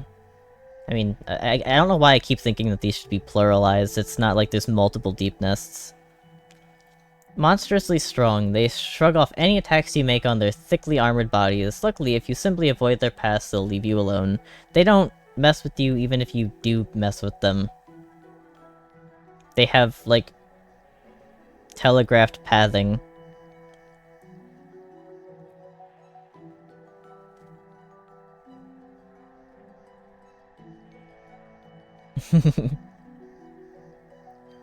Maybe YouTube's just flagging your message as, like, spam.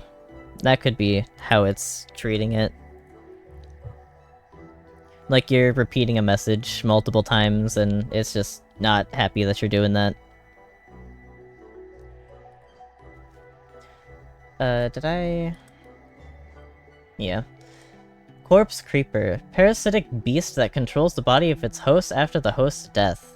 The beasts of this land have found plenty of ingenious hiding places, but none so clever as the body of another creature. If you happen on such a beast, I think that's supposed to be a pawn. If you happen upon such a beast, rejoice. You've hunted 2 creatures at once.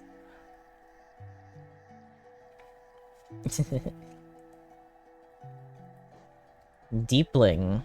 Infant of the Deep Nest. Oh, Infant of the Deep Nest. Yeah, it's just like, yeah, it's an infant in Deep Nest. Infant of the Deep Nest scuttles about in the darkness, learning the layouts of its home. The Deep Nest is a dangerous place to hunt, but rewarding. Keep an eye out for weaker creatures you can pick off and eat. Keep your strength up in the darkness. Derpling. It does look a little derpy. If it had eyes, I'm sure they'd be, looking away from each other.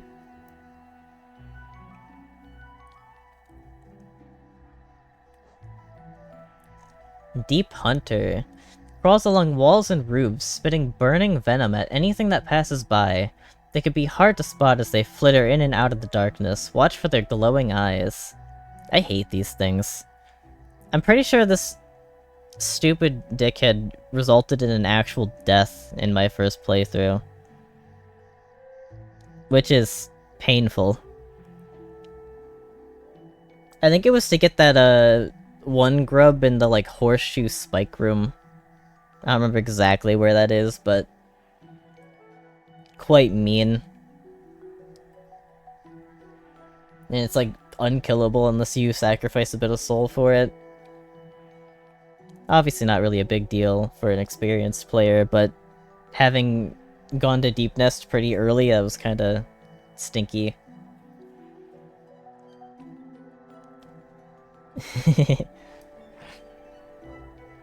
Yeah, burn it might be a bit, like, too negative for YouTube's ghost algorithm. Little Weaver. Holy shit, looking at this thing, I don't know why, but I suddenly pieced together that this thing looks a lot like Hornet for some reason. It looks exactly like the, like that one sprite or animation of Hornet backpedaling in Silksong. When she goes on all fours and starts, like, running around. It looks exactly like that. It's got the red cape and it's got the legs. I mean, Hornet's a weaver, obviously, but... wow. The resemblance is stunning on this one.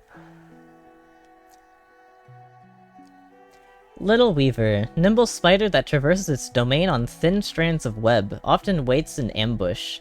They can appear from the darkness at any moment. They seem to fly through the air, dancing on invisible strings as they silently stalk prey. Stalking Devout. I hate these. One of my least favorite enemies. Why does Hornet need clothing? Good question. I don't think she needs clothing, but it's probably more of a fashion or protective thing. Same way that people use clothing. Worshippers of Hera the Beast shield themselves with hard-plated foreclaws and lash out suddenly to cut down prey. These are Hera worshippers. They worshipped Hera? I feel like worshipping implies that Hera was, like, a religious figure. But then again, Trump supporters like to worship Trump, so... yeah, it's whatever. I mean, it's basically a religion, so take that how you will. Powerful, well-armored, and fast. These are no more beasts... or... what? These are no... oh, no, mere. Jeez. Dyslexia is actually starting to kick in the longer I read. Yikes. Powerful, well-armored, and fast, these are no mere beasts. Study their movements and watch carefully for an opening. Hey, it's the guy! Nusk! Mimics the shape of other creatures to lure prey to its lair. In the deepest darkness, there are beasts who wear faces stolen from your memories and pluck at the strings in your heart. Know yourself and stay strong. I'm kinda confused about how this guy really works, especially in, Godhome, like Winged Nosk. Because it says that it steals faces from your memories, and plucks at the strings of your heart, so, like, it uses those faces to entice you to follow because you care about the thing that it's mimicking, so... the knight cares about Hornet, right? That's what this implies? Humans use clothing to not get arrested? Okay. In the modern era, that's one reason. In the past, it was primarily used for general protection and... well, protection from the cold as well. Yeah, Norse Sentinels still have light, clothing.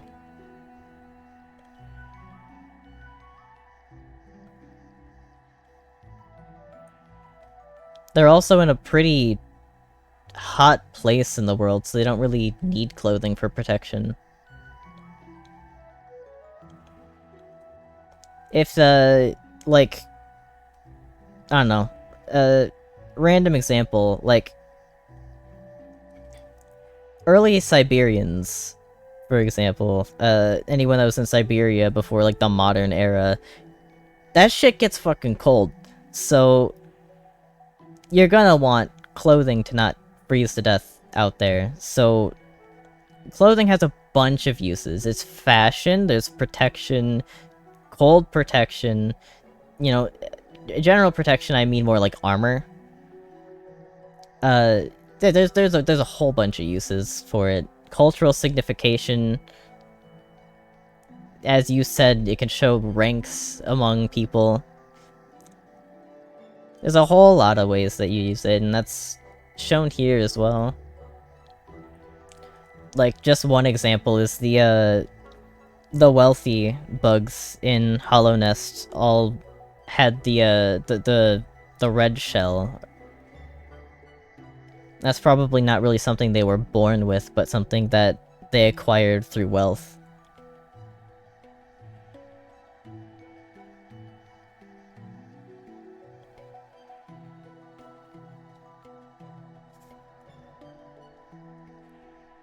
Everything else is kind of just laws at this point. Like, oh, you go outside naked, that's indecent exposure, it's seen as a taboo, that's a man-made thing, it's not actually really weird or anything, we kind of made it weird. But within, like, the confines of your own home, you could still just wander around naked, plenty of people do it.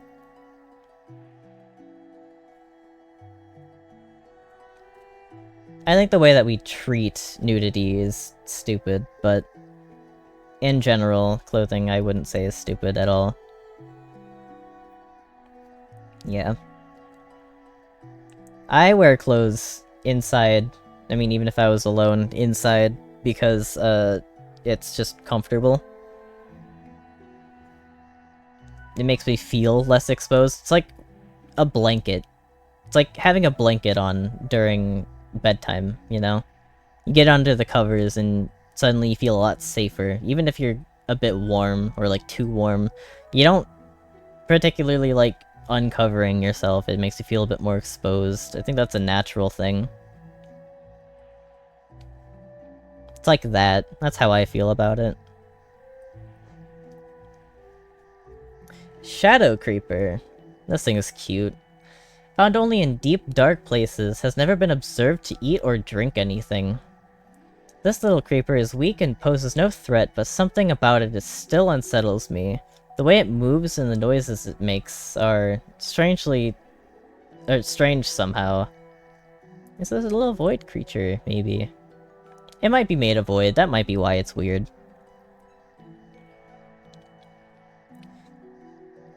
Yeah, everyone's different. That's why I say that people are just allowed to be nude in their own confines. Some people feel more comfortable when nude, other people don't. It's really just a person-to-person basis. That's not personally how I feel, but it's not like you're wrong for feeling it because... or feeling differently because I feel one way. That's just not how it works. Lesser Malwick. This guy's like pretty cute. Attacks by spitting acid and slashing with its foreclaws. If you try to get... if you try to keep your distance, it will spit sticky, burning globs of vile stomach juice, move in quickly and strike decisively. I feel like this thing literally acts like the brooding Malwick, like, exactly.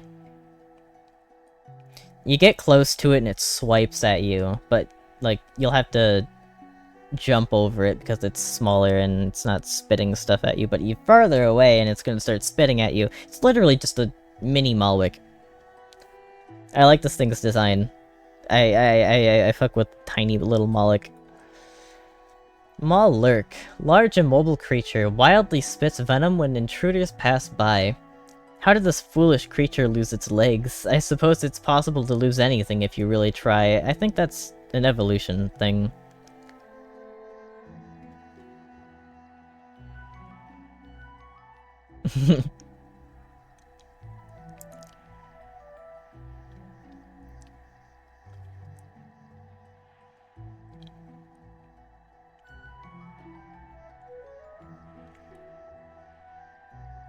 Okay, that's just mean.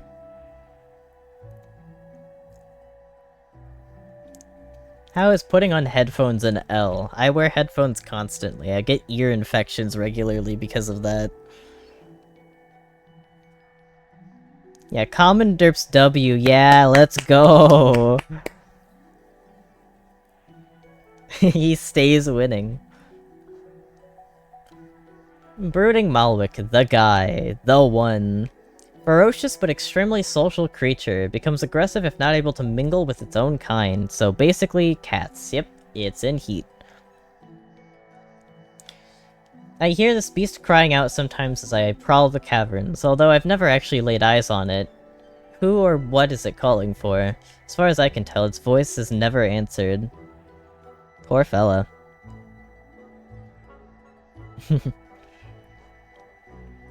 Light Seed. Ah yes, this is the thing that infects the broken vessel. Wait.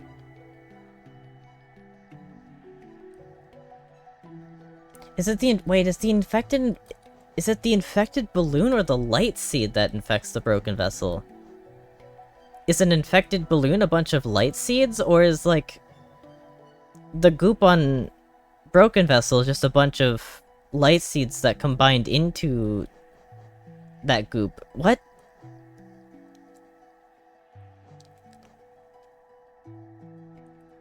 Because it looks like an infected balloon. Okay, I just gotta read through these, maybe, yeah. A single-celled organism completely infected, scurries about simple-mindedly. Strange air has been seeping down from above for years. Some of the air became liquid, and some of that liquid became flesh, and some of that flesh came to life. I don't know what to make of it. I wouldn't know what to make of it either. Infected balloon. Single cell of infection has a simple mind and can float using internal gases. The infection creeping through the kingdom's dead veins. Does it have any mind? Does it produce soul? Is it truly alive? So it's an infected balloon then? The infected balloon is what infects the broken vessel.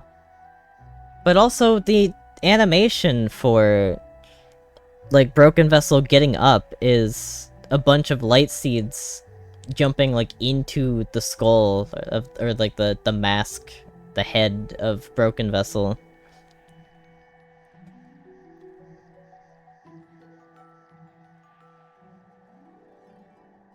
The infected balloons are only like a part of the fight. I don't know. I'm thinking that the seeds turn into balloons, and then the balloon is like kind of like a hive mind of light seeds. Like a big glob of light seeds that can float.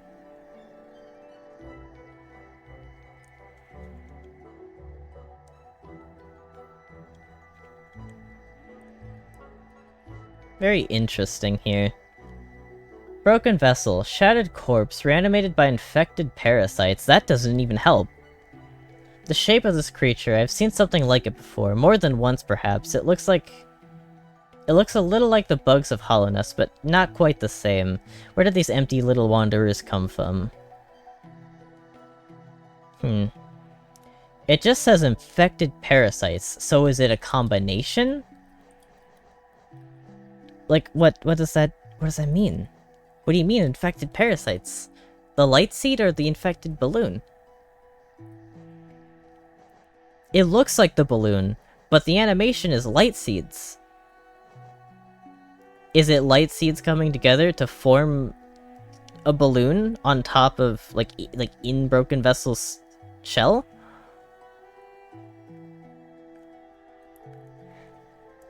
Huh.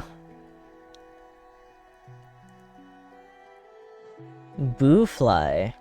Large, docile creature that peacefully buzzes around in the caverns of Kingdom's Edge. Too slow to escape you and too large to hide from you. This prey will not challenge you, but sometimes it is good to take things easy. Thinking too deep? I feel like I'm thinking too deep as well. This thing is cute, though. Boofly? Ooh, it's gonna turn invisible when I look at it. Primal Aspid. Worst enemy in the game. Wilder ancestral form of the Aspid. Once thought extinct, they have reappeared at the edge of the world. Let's make them extinct. These cruel foes will ambush you and relentlessly attack you with their searing venom. How strange that their descendants are so weak. If I have children, I hope they will be stronger than me. I hope you don't have children. Like, do not repopulate, bro.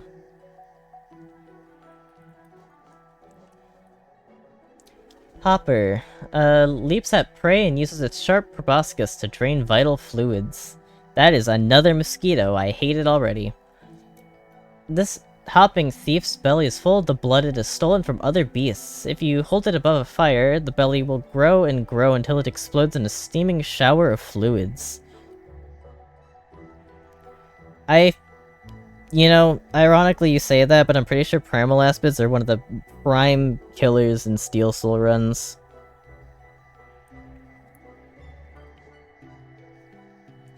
Great Hopper leaps around the edge of the world trying to crush prey beneath its body. A worthy foe, surprisingly nimble for its size. Either keep your distance or try to dance between its hops and strike at its legs.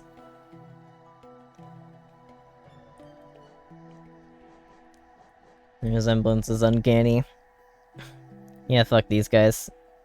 Never mind, not funny anymore. Yeah, it isn't funny anymore. You know, these guys were never funny to begin with. Hate these guys. You gotta experience the pain of dealing with the Primal Aspid in order to understand why they're so disliked. Just watching it really doesn't do it justice.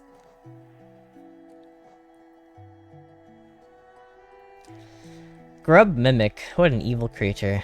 Assumes the shape of a harmless creature to lure prey. Luring an enemy close by pretending to be a weak... I thought I saw a deer. Luring an enemy close by pretending to be a weak little grub. Very cunning. Unfortunately for them, I eat these grubs as soon as I see them. Yucky. I am currently, in vocal pain. I'll be right back. I need to get a drink. I'm like... It's been over 2.5 hours, and my voice is starting to give out from all the reading. I need another, fill of hydration so that I don't, like, actually hurt myself on accident, so I'll be right back.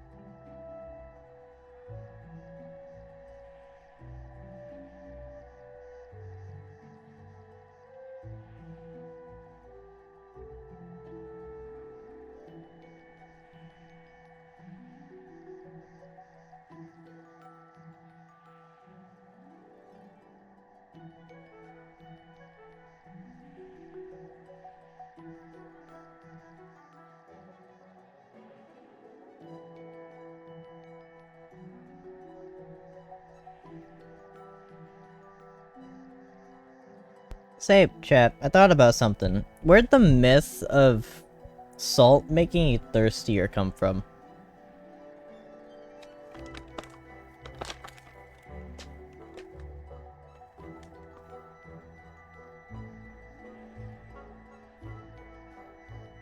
Hmm.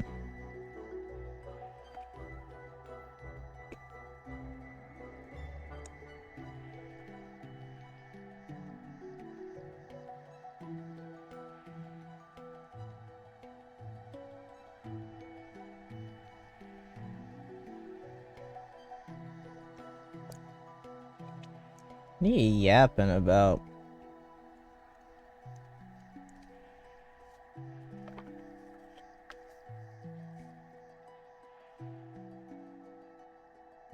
Like, fill a bottle and not just a glass? Our cups are large enough that it can sustain you for like an hour. As long as you don't chug it.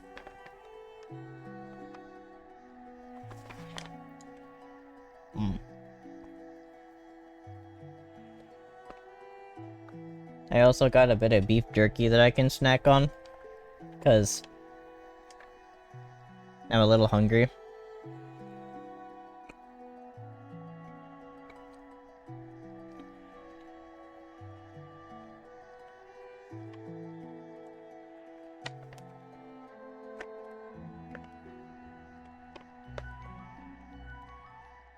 You chug it, that's... Sure, you do you. As long as it doesn't hurt you.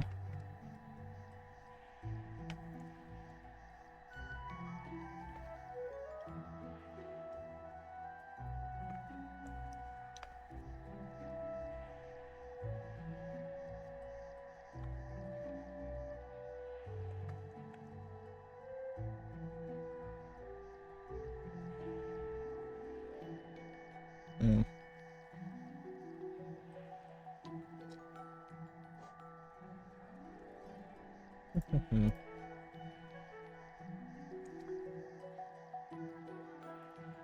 Alright.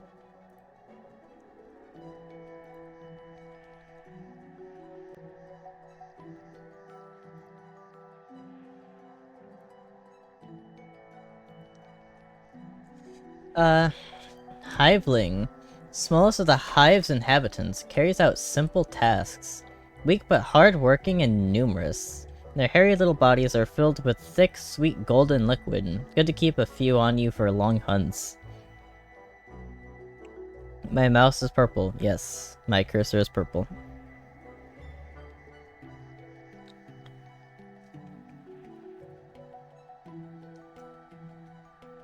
What does it mean by sweet golden liquid? Honey?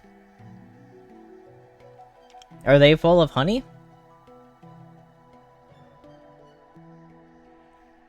I mean, I guess fair enough if they eat it, but I don't think bees typically eat the honey.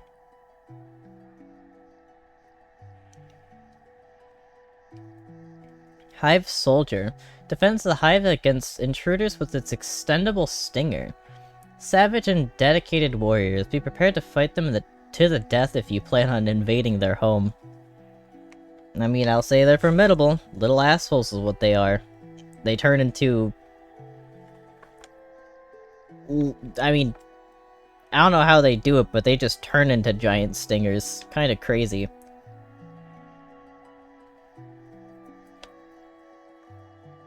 Imagine seeing a bee and you're like, oh look, cute bee.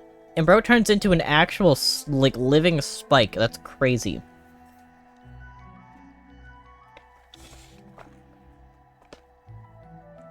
Scary ass little creature.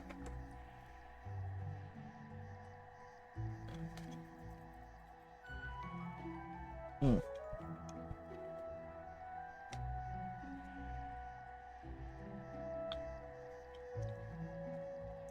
People with needle fears? Bro, me. I actually have a phobia of needles. Like a deep phobia. I'm turning 20, and just the thought of going to, like, a doctor's office for, the word's leaving me right now. Immunizations? Yeah. I'd rather die. like, on the spot, then go into a doctor's office and get shots. Something like the flu shot, just kill me with it. Just let me die from the flu at that point. I would rather. Honestly, experiencing death from the flu would be less terrifying than getting stabbed with a needle. I don't know why. I don't know what it is. I don't know what caused the trauma, or if it's completely irrational. I mean, I think it's completely irrational, but I just can't handle it. I don't know what it is. I love bees, they're adorable, but I am terrified of them.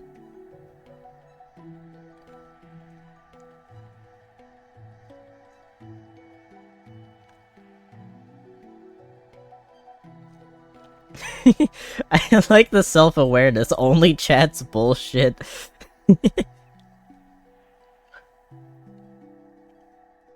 I mean, I've still got a bit left here, so, I mean, I'm willing to pause.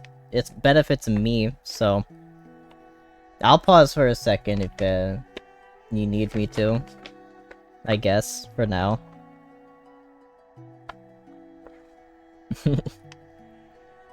Ooh, boo! Big scary.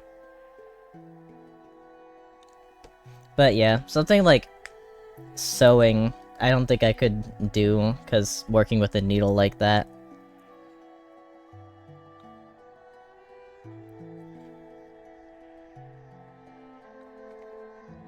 Hmm.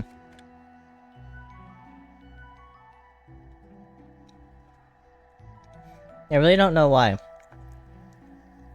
It's not even that bad. Like, I've been stung by a bee before.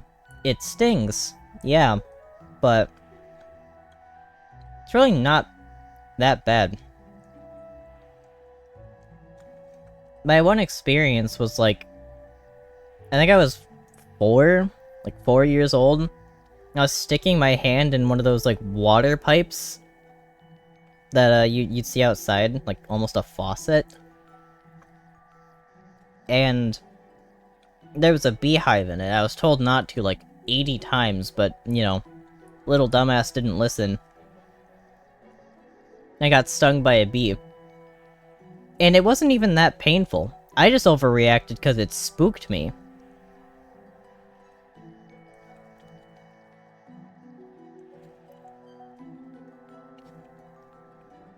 So it's not even like the stings are incredibly bad, or anything like that. Like, even shots, it's like, once I actually get them done and it happens, it's not that bad. I'm like, oh, that was pretty easy. The worst experience with the shot I've ever had in my life was getting my blood drawn.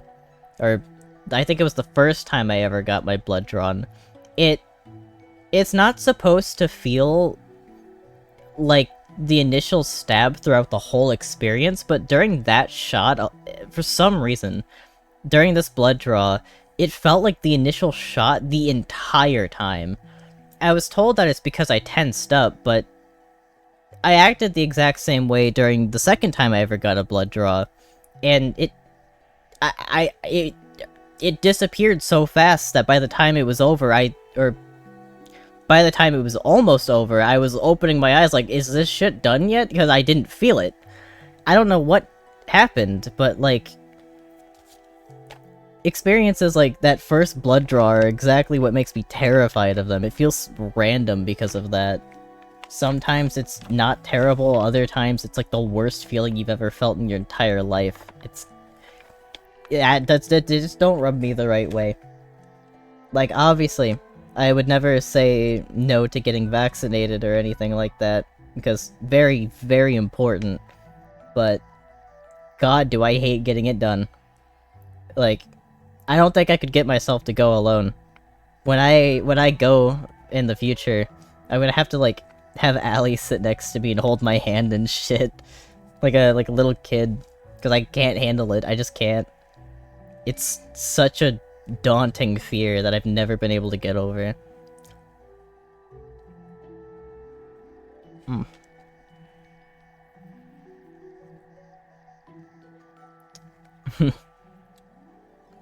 Thankfully, I've never had to get strapped down. I decided that I'm better than that. So I, like... I don't want to say manned up, but...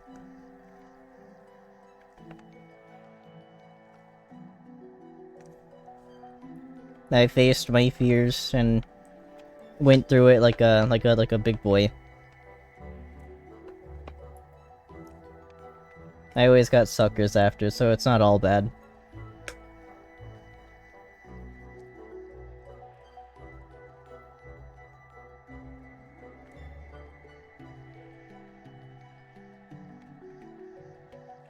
I think the only reason it's not to that point is because ultimately, I know that the needle's, like, it's good for me.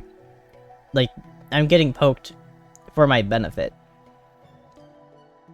And I know that, so it kind of eases it a little bit. Like, it's still completely irrational how badly I react to it. Like, I'm pretty sure the last time I got a shot, I straight up cried.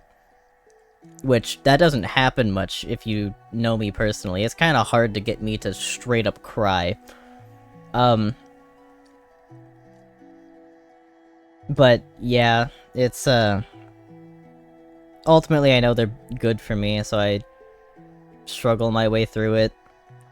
Get it done. It's rough, but once it's done, it's not so bad. I'm like, wow, why did I react that way?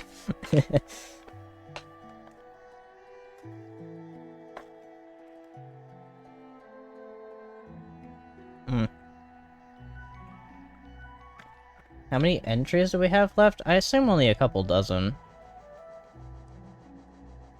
Yeah, not many.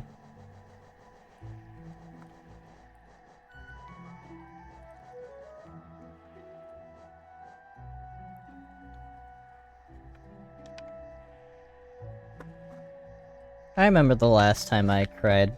It was because Allie left, like, they were going home from their visitation here. I think that's the last time I cried. Which was... I mean, well over a year ago at this point, like a year, 2 months. One last bite and then I'll continue.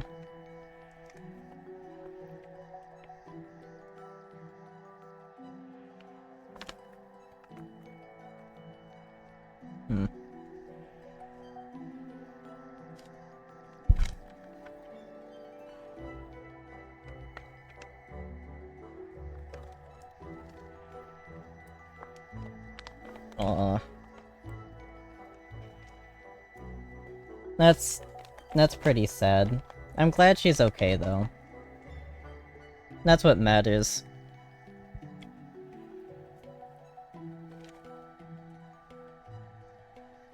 I wish our pets didn't have to die.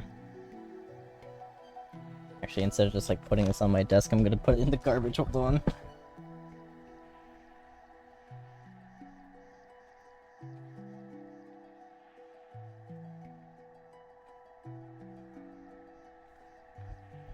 Alright.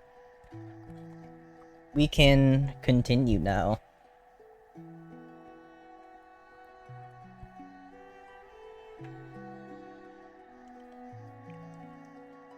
Yeah, I get it. But that does also mean she has, like, the lowest chance of getting so sickly that it's lethal, so... I mean... generally. Alright. Hive Guardian. Protects the hive by hurling its huge body at intruders. Like their smaller kin, their only instinct is to protect the hive at any cost to themselves. Somewhat clumsy, they'll often damage the structure of the hive when charging at intruders. Does this cause them shame? I do not know whether they have the capacity for such a thing.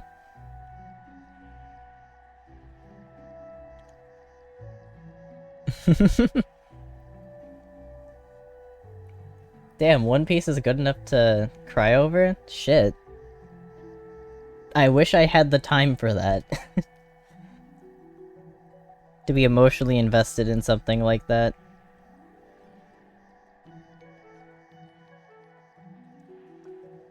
Also, the Hive Guardian doesn't sting you, so I wouldn't really be afraid of it. Like, the one bee that I'm not scared of is the Bumblebee, because although I'm pretty sure they do have stingers, actually I'm like 99% sure they do, they don't really use it, like, ever on anything.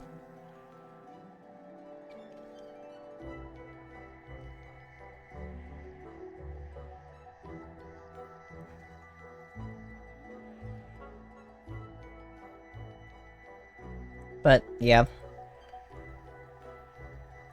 I think I'd be fine with Hive Guardians. It's not like... I mean, they probably could hurt me if they're, like, the actual size of a bee, like, just a really big bee. If they hurled themselves at you, they could hurt you, yeah. You ever been hit by a fucking butterfly? Those things are mean. That's a sharp pain, so yeah, you could probably get fucked up by a Hive Guardian in real life if they're insect-sized, but still not as bad as a needle to me. Not even close. Hit by a butterfly? Yeah, I've had a couple butterflies fly into me, straight up killed themselves doing so. Mean bastards. Allie has a deep phobia of butterflies, or flapping in general, and this applies to, like, moths, butterflies, stuff like that. I understand it after that experience, to be honest. Fuckers are real mean. Pretty, but mean. Husk Hive. Cowardly husk. Its body colonized by hivelings. Did the hivelings build their nest around this sorry bug, or did the bug squeeze its body into their nest? Either way, they seem happy enough together. Aw. Hive Knight. You're certainly a creature. Why are all of the other bees quadrupeds, but Hive Knight isn't?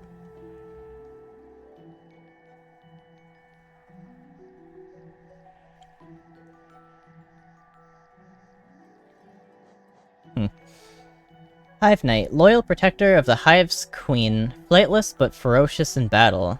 Some creatures are born with duties and loyalties marked indelibly upon their minds. They are strong, but they are also slaves. Every single bee is a slave. Even the queen only has one job.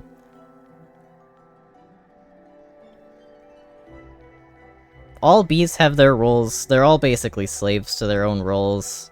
They're literally born to do one thing. Or, like, with one job.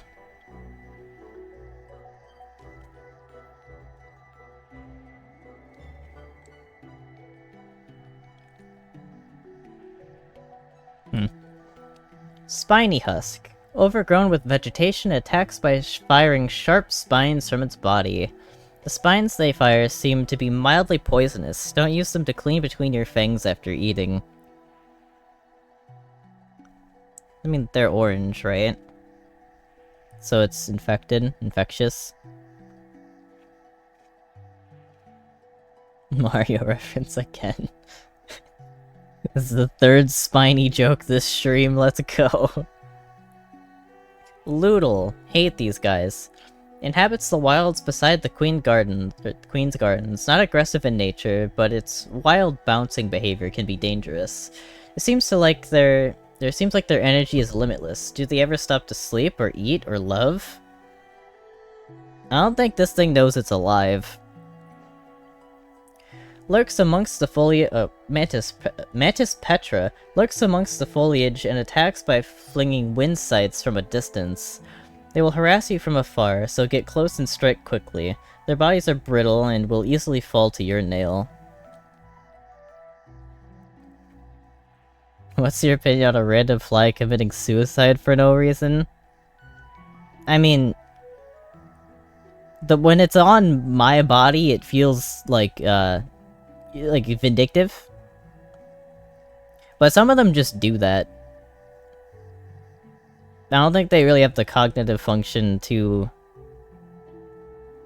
think about that. Mantis Trader. Once a member of the Mantis tribe, now cast out and driven mad by infection. Belonging to a tribe, or not belonging. Or, belonging to a tribe or not belonging. I don't really understand what the difference is or how it works. I have no tribe of my own. Lonely bastard. Traitor Lord. Deposed Lord of the Mantis tribe. Yeah, that is deposed. Embraced the infection and turned against his sisters. I have felt that desire, the desire to take the infection into myself, to become stronger, more powerful. Those thoughts haunt my dreams during the darkest times. A false hope, but it can burn so brilliantly in one's mind.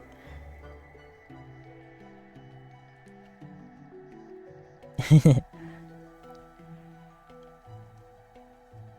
like, I can understand the mindset, but at the point where he took it in, he knew what the effects of it were. He knew that he was gonna, like, lose his mind, right? I don't really get the decision-making here. How is the desire for strength so strong that you're willing to lose yourself for it? I don't know, that's kinda sad. Sharp Balder. Hardened Balder, bred for battle in the Colosseum of Fools. Tougher and more aggressive than its wild ancestor. These creatures, I have never seen one fully grown. I suppose they aren't allowed to live long enough to become adults. Damn, I'd never really thought about that. There's like these tiny ones, but you never actually see a adult Sharp Balder, huh? Probably would be pretty terrifying. Armored Squit. Hardened Squit bred for battle in the Colosseum of Fools, tougher and more aggressive than its wild ancestor. Strong and quick, when they rear back, either move out of the way or prepare to strike back. Battle Obel. Raised in the Colosseum, although trained for combat, its movements and attacks are still haphazard. They have crafted a tiny mask for it. Such an extravagance practical, is such an extravagance practical, I wonder? It is not. Oblobble. Larger cousin of the Obel, pairs with a mate for life and will never leave its side. That's so cute. And also sad, considering you kill multiple of them. Having a mate by your side, one that will never leave you until death. Strange. No mate has ever come forth to stay by my side. Lol, he's an incel confirmed.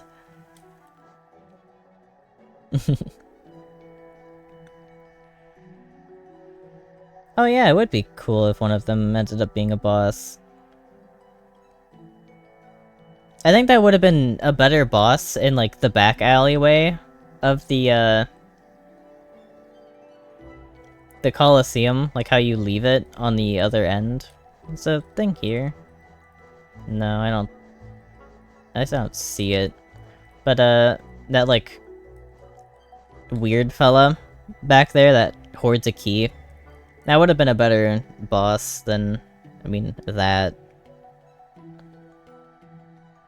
Don't really know why they didn't go with that, to be honest.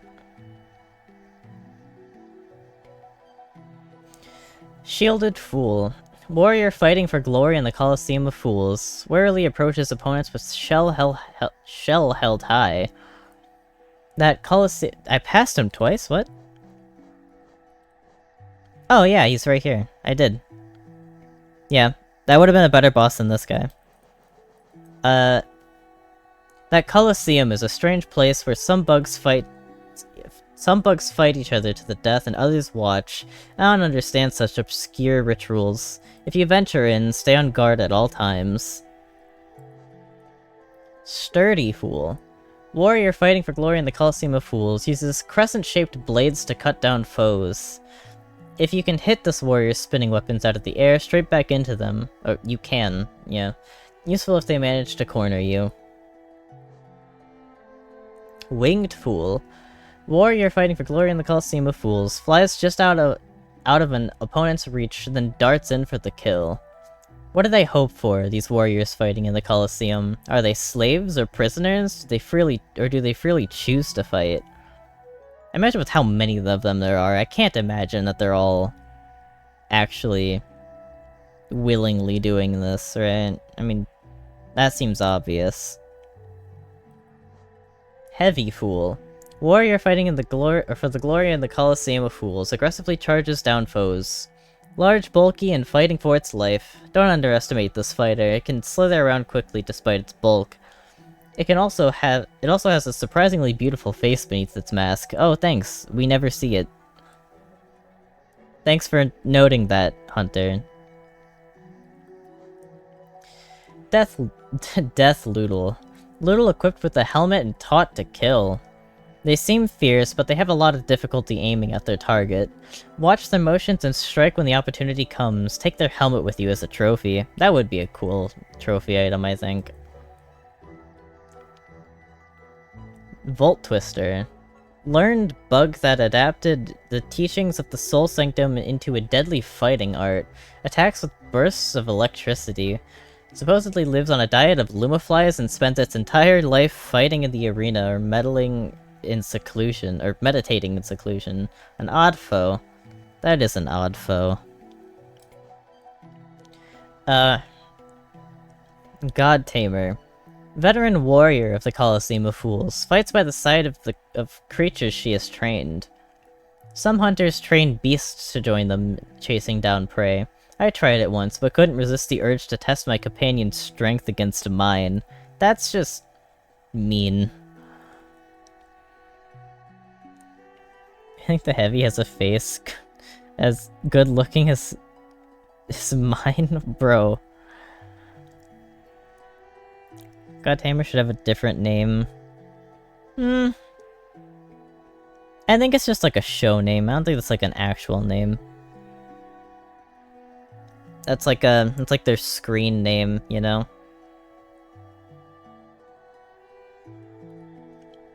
I bet the bug has a pretty cute name, actually.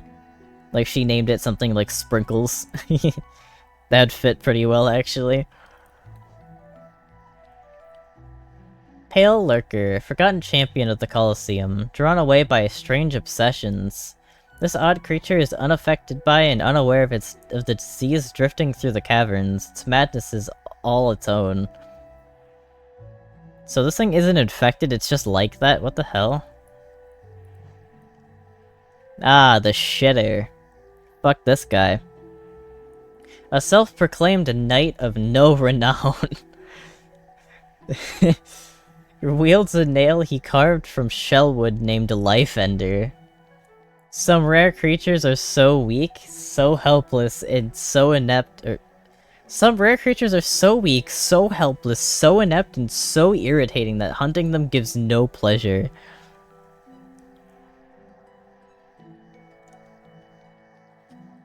Yeah, Zout goes to the very bottom. Very lowest circle of hell. Fuck this guy. All the way down.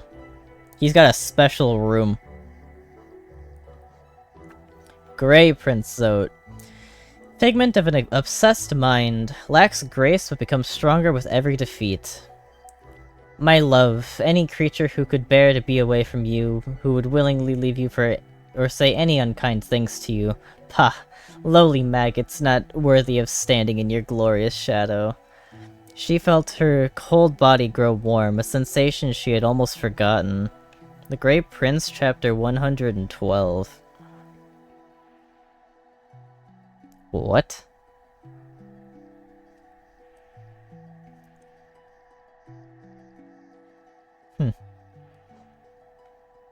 Winged Zoatling. Figment of an obsessed mind, grudgingly assists its master in combat by lazily flying towards its foes.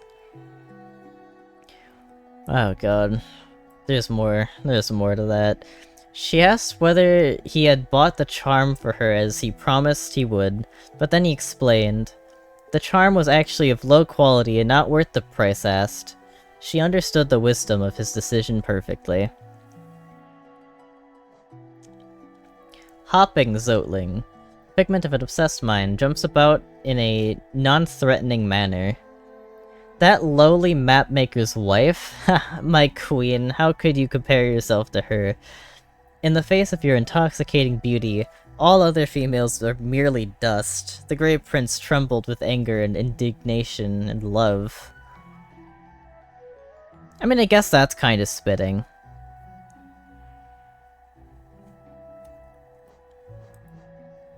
Volatile Zoatling. figment of an obsessed mind, deals poorly with the pressure of existing and quickly explodes. Wait, I love that one. The Grey Prince was a wanderer by nature, but she could not bear to be separated from him, so she devised a plan to make sure that she and her prince would be together always. She always has to wait for her chance. Or she only had to wait for her chance. The Grey Prince, chapter 205.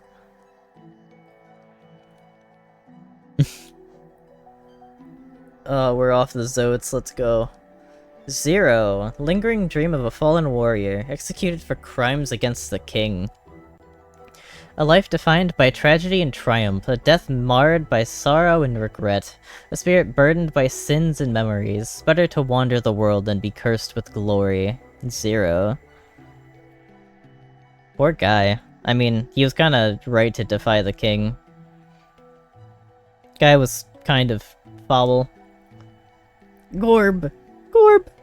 Gorb! Lingering dream of a fallen warrior, a mysterious life form that claimed to contain all of the world's knowledge inside of its distented brain. I am Gorb. Gorb. Elder Who. Lingering dream of a fallen warrior, traveled the world tending to those affected by the plague. Never forget what once was lost, yet do not let it tie you down, Elder Who. Aw, such wisdom. It kinda sucks that you're a pretty mid-boss. Marmu. Lingering dream of a fallen warrior. Protector of the Queen's Gardens. If you believe in something as hard as you can, with your eyes shut tight, eventually it will come true. Marmu. Aw. No Eyes. Lingering dream of a fallen warrior. Disappeared during the plague. They're coming. What's inside of you? Strip it out. No Eyes. Maybe you should take your meds. Ever thought about that, No Eyes? Take your meds. Galleon. Lingering dream of a fallen warrior. Trained in the wilds bordering the kingdom, hoping to become a knight. A knight strives not only to protect the land and its people, but the hopes and dreams of the kingdom. Galleon. Okay, Undyne, chill out. You want to give a speech about how you're not gonna die that quickly next? Markoth. Ew. Lingering dream of a fallen warrior, only member of his forgotten tribe to take up a weapon. May your efforts lead you somewhere worthy. Markoth. Holy shit, the Grimkins have... Alright, sure. Oh, I think I'm missing one. There's I never fought one of the third ones, so I guess I don't have that entry. Grimkin Novice. Once a young and playful member of the Grim Troop, as part of the ritual, it gathers scarlet flame within its torch. It will relinquish the flame once defeated. Shadows dream of endless fire, flames devour and embers swoop. One will light the nightmare's lantern, call and serve in Grim's dread troop. Huh. I thought that icon wasn't Grim, but I thought it was Hornet. I can't be the only one that thought that initially. Grimkin Master. Powerful and devoted member of the Grim Troop. As part of the ritual, it gathers scarlet flame within its torch. It will relinquish the flame once defeated. A spark of red light's darkest dream. Scarlet nightmares, bright and wild. Visions dance and flames do speak. Burn the father, feed the child. So...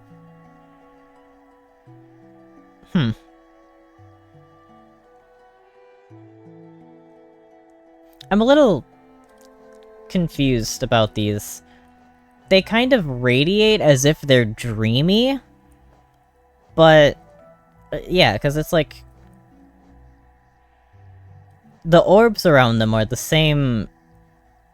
They're the same like dream catchers, but just a different color. So are these dream creatures? Or are they mounted in reality somehow? Nightmares. That actually makes a lot of sense. Red equals nightmare, and then like the golden is a dream. Huh. I'm assuming there's a Nightmare King Grim entry, and I just don't have it because I never fought him outside of Godhome. Grim, master of the Grim Troop. Through dream I travel at Lantern's call to consume the flames of a kingdom's fall. Grim. Bars.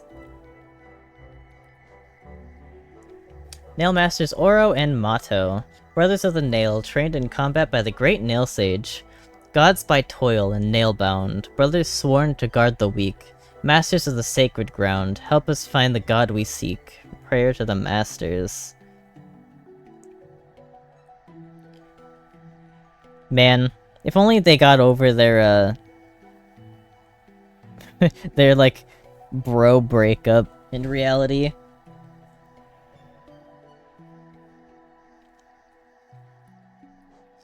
Paint Master Shio, the guy. Skilled and respected master of the nail, always eager to learn new things. O God-inspired, master of arts, whose works shall what the hell? Whose works shall eternal endure, peer beyond our minds and hearts, reveal to us the God most pure. Prayer to the artist. Real. Also, I do kind of agree, these two are literally identical.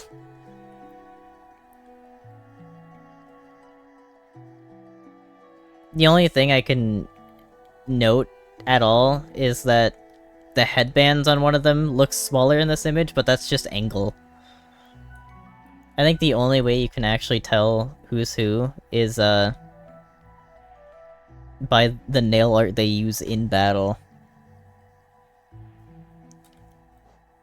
Great Nail Sage Sly, legendary sage of the nail arts, and recently, merchant of some success.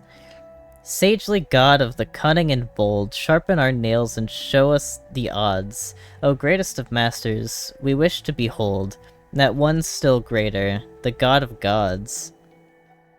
Prayer to the sage. Huh.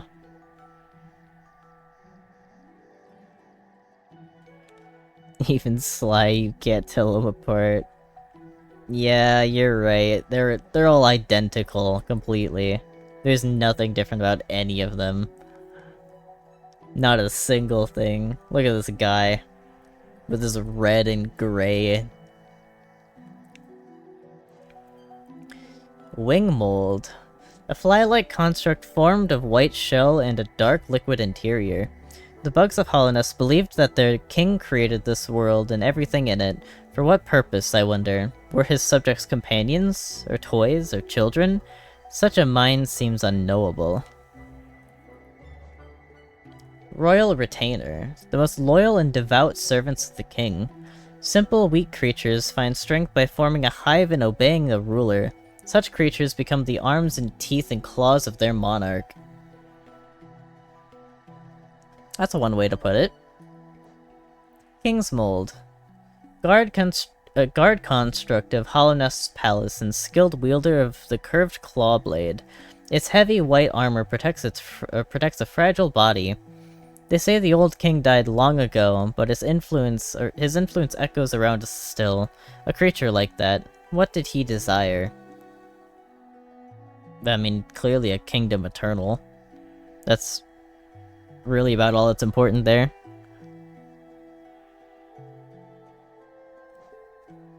Sibling, let's go! Fragment of a lingering will. Far down below us, beneath the kingdom, the air grows stiller and a sense of emptiness pervades. Can life flourish down there? If so, I will hunt it. I mean, you say that like you could enter the void. Or I guess the abyss specifically. But I don't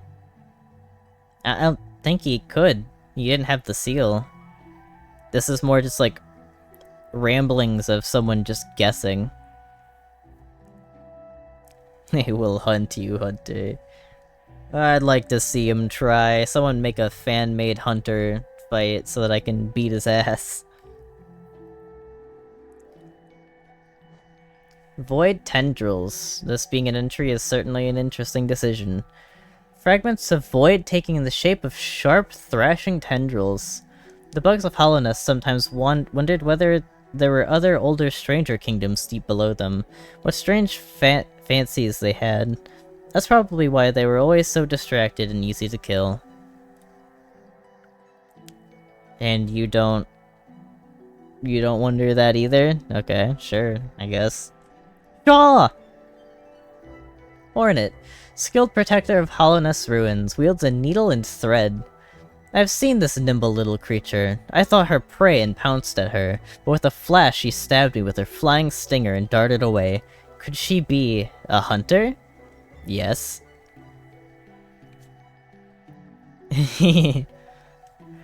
I wonder what Silksong's, like, Hunter's Journal is gonna be like.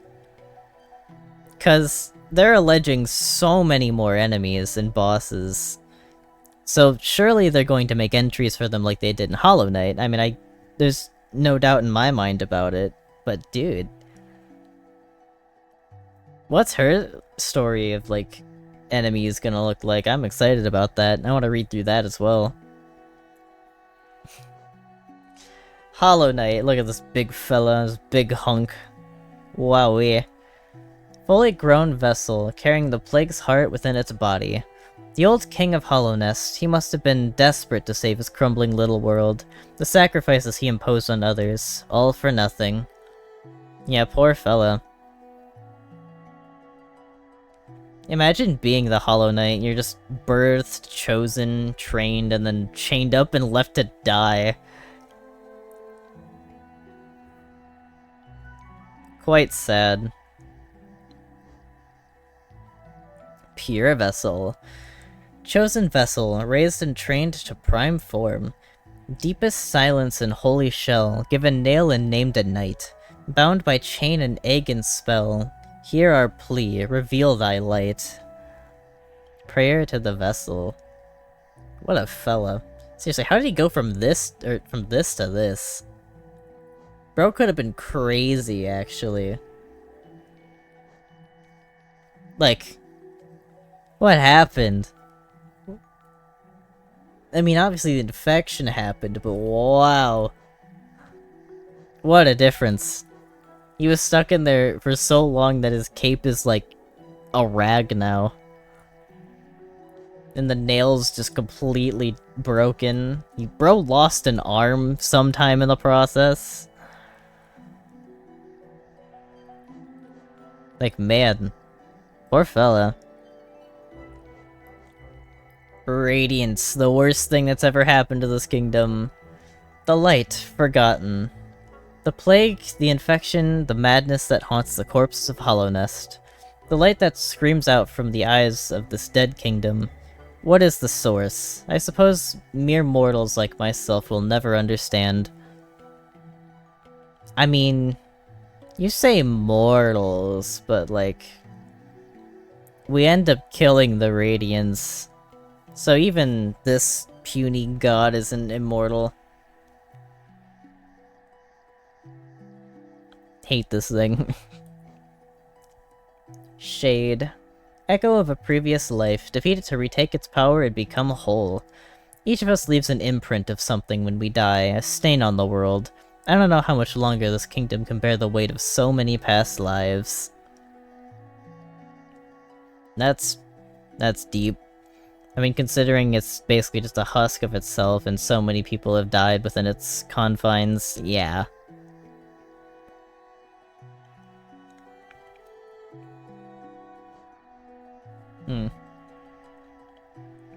Hunter's Mark. The mark of a true hunter.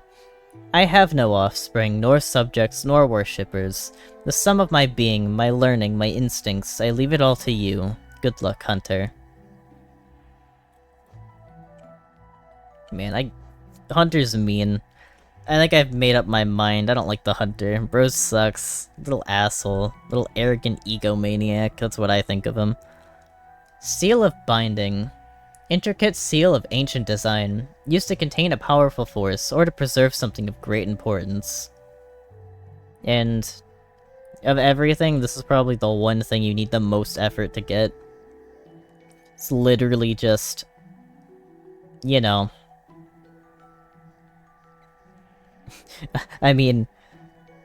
in order to get this, you need to complete the Path of Pain. It's like the only reward that you get for it, aside from that, one cutscene of the young, Hollow Knight and the King. Yeah, Hunter's a little bit of an ass. So I'm definitely missing a few entries, but I don't really know where, is the thing. Apparently there are a grand total of like 168? I only have 161.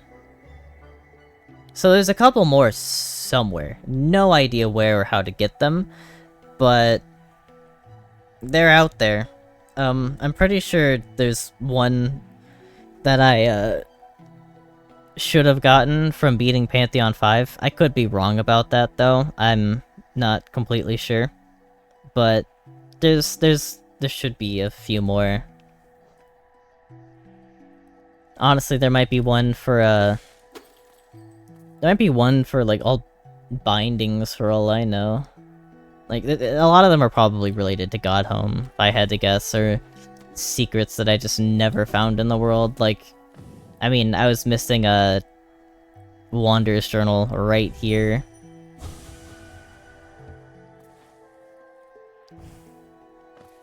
There's also, like, every single dialogue that you can get from, you know, dream nailing things, like, you know, this guy. There's all of those, but I'm not going around Hollowness and, you know, going back through the journal and dream nailing literally everything. I'm not doing that.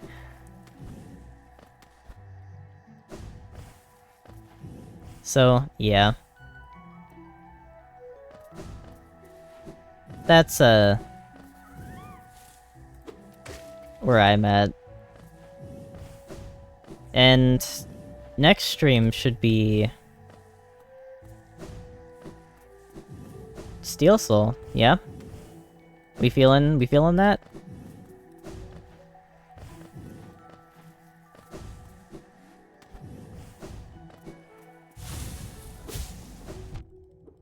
No. Cringe. That was so cringe. I got hit. Yucky. I didn't even know there was a guy there. What the hell? The green children walked from the dream unto these lands. Here and now we shall now wait, patient for the call to return. Interesting. Don't think I ever saw that one.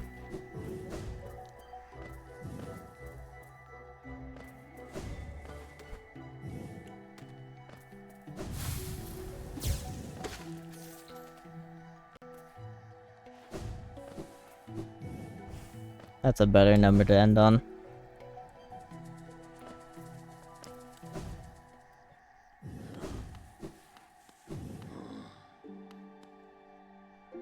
You know what? Yeah. I think I'm just gonna... I mean, there's nothing else to do. We did what we needed to do this stream. 3.5 hours? That was the Peppy ASMR stream. You're right. I mean, I say it in the description of the YouTube channel, or the YouTube stream, but yep, that was the ASMR stream, chat. If anyone's ever wanted to just listen to me ramble for hours, you finally got it.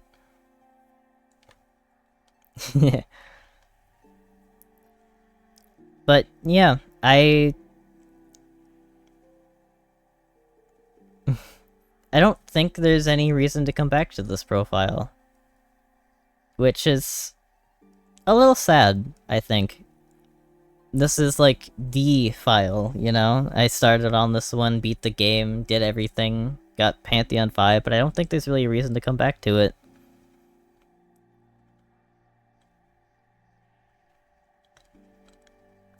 This might be the last time that we see this, file.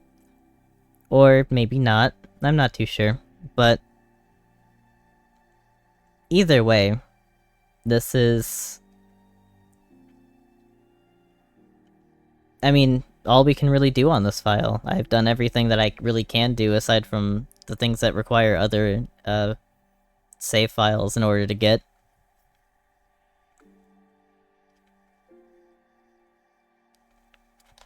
It's been a good run.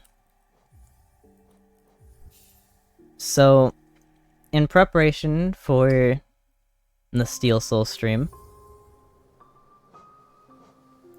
I'm gonna get rid of this save.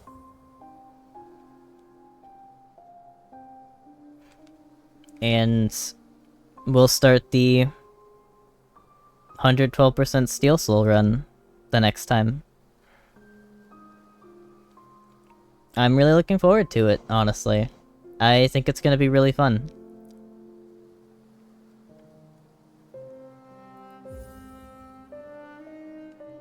Thank you all for watching. Remember to like, subscribe, I have a donation, join the Discord server, yada yada. You know the drill. You've heard this a million times. I will see you in the next one. Have a good rest of your day or night. Bye bye.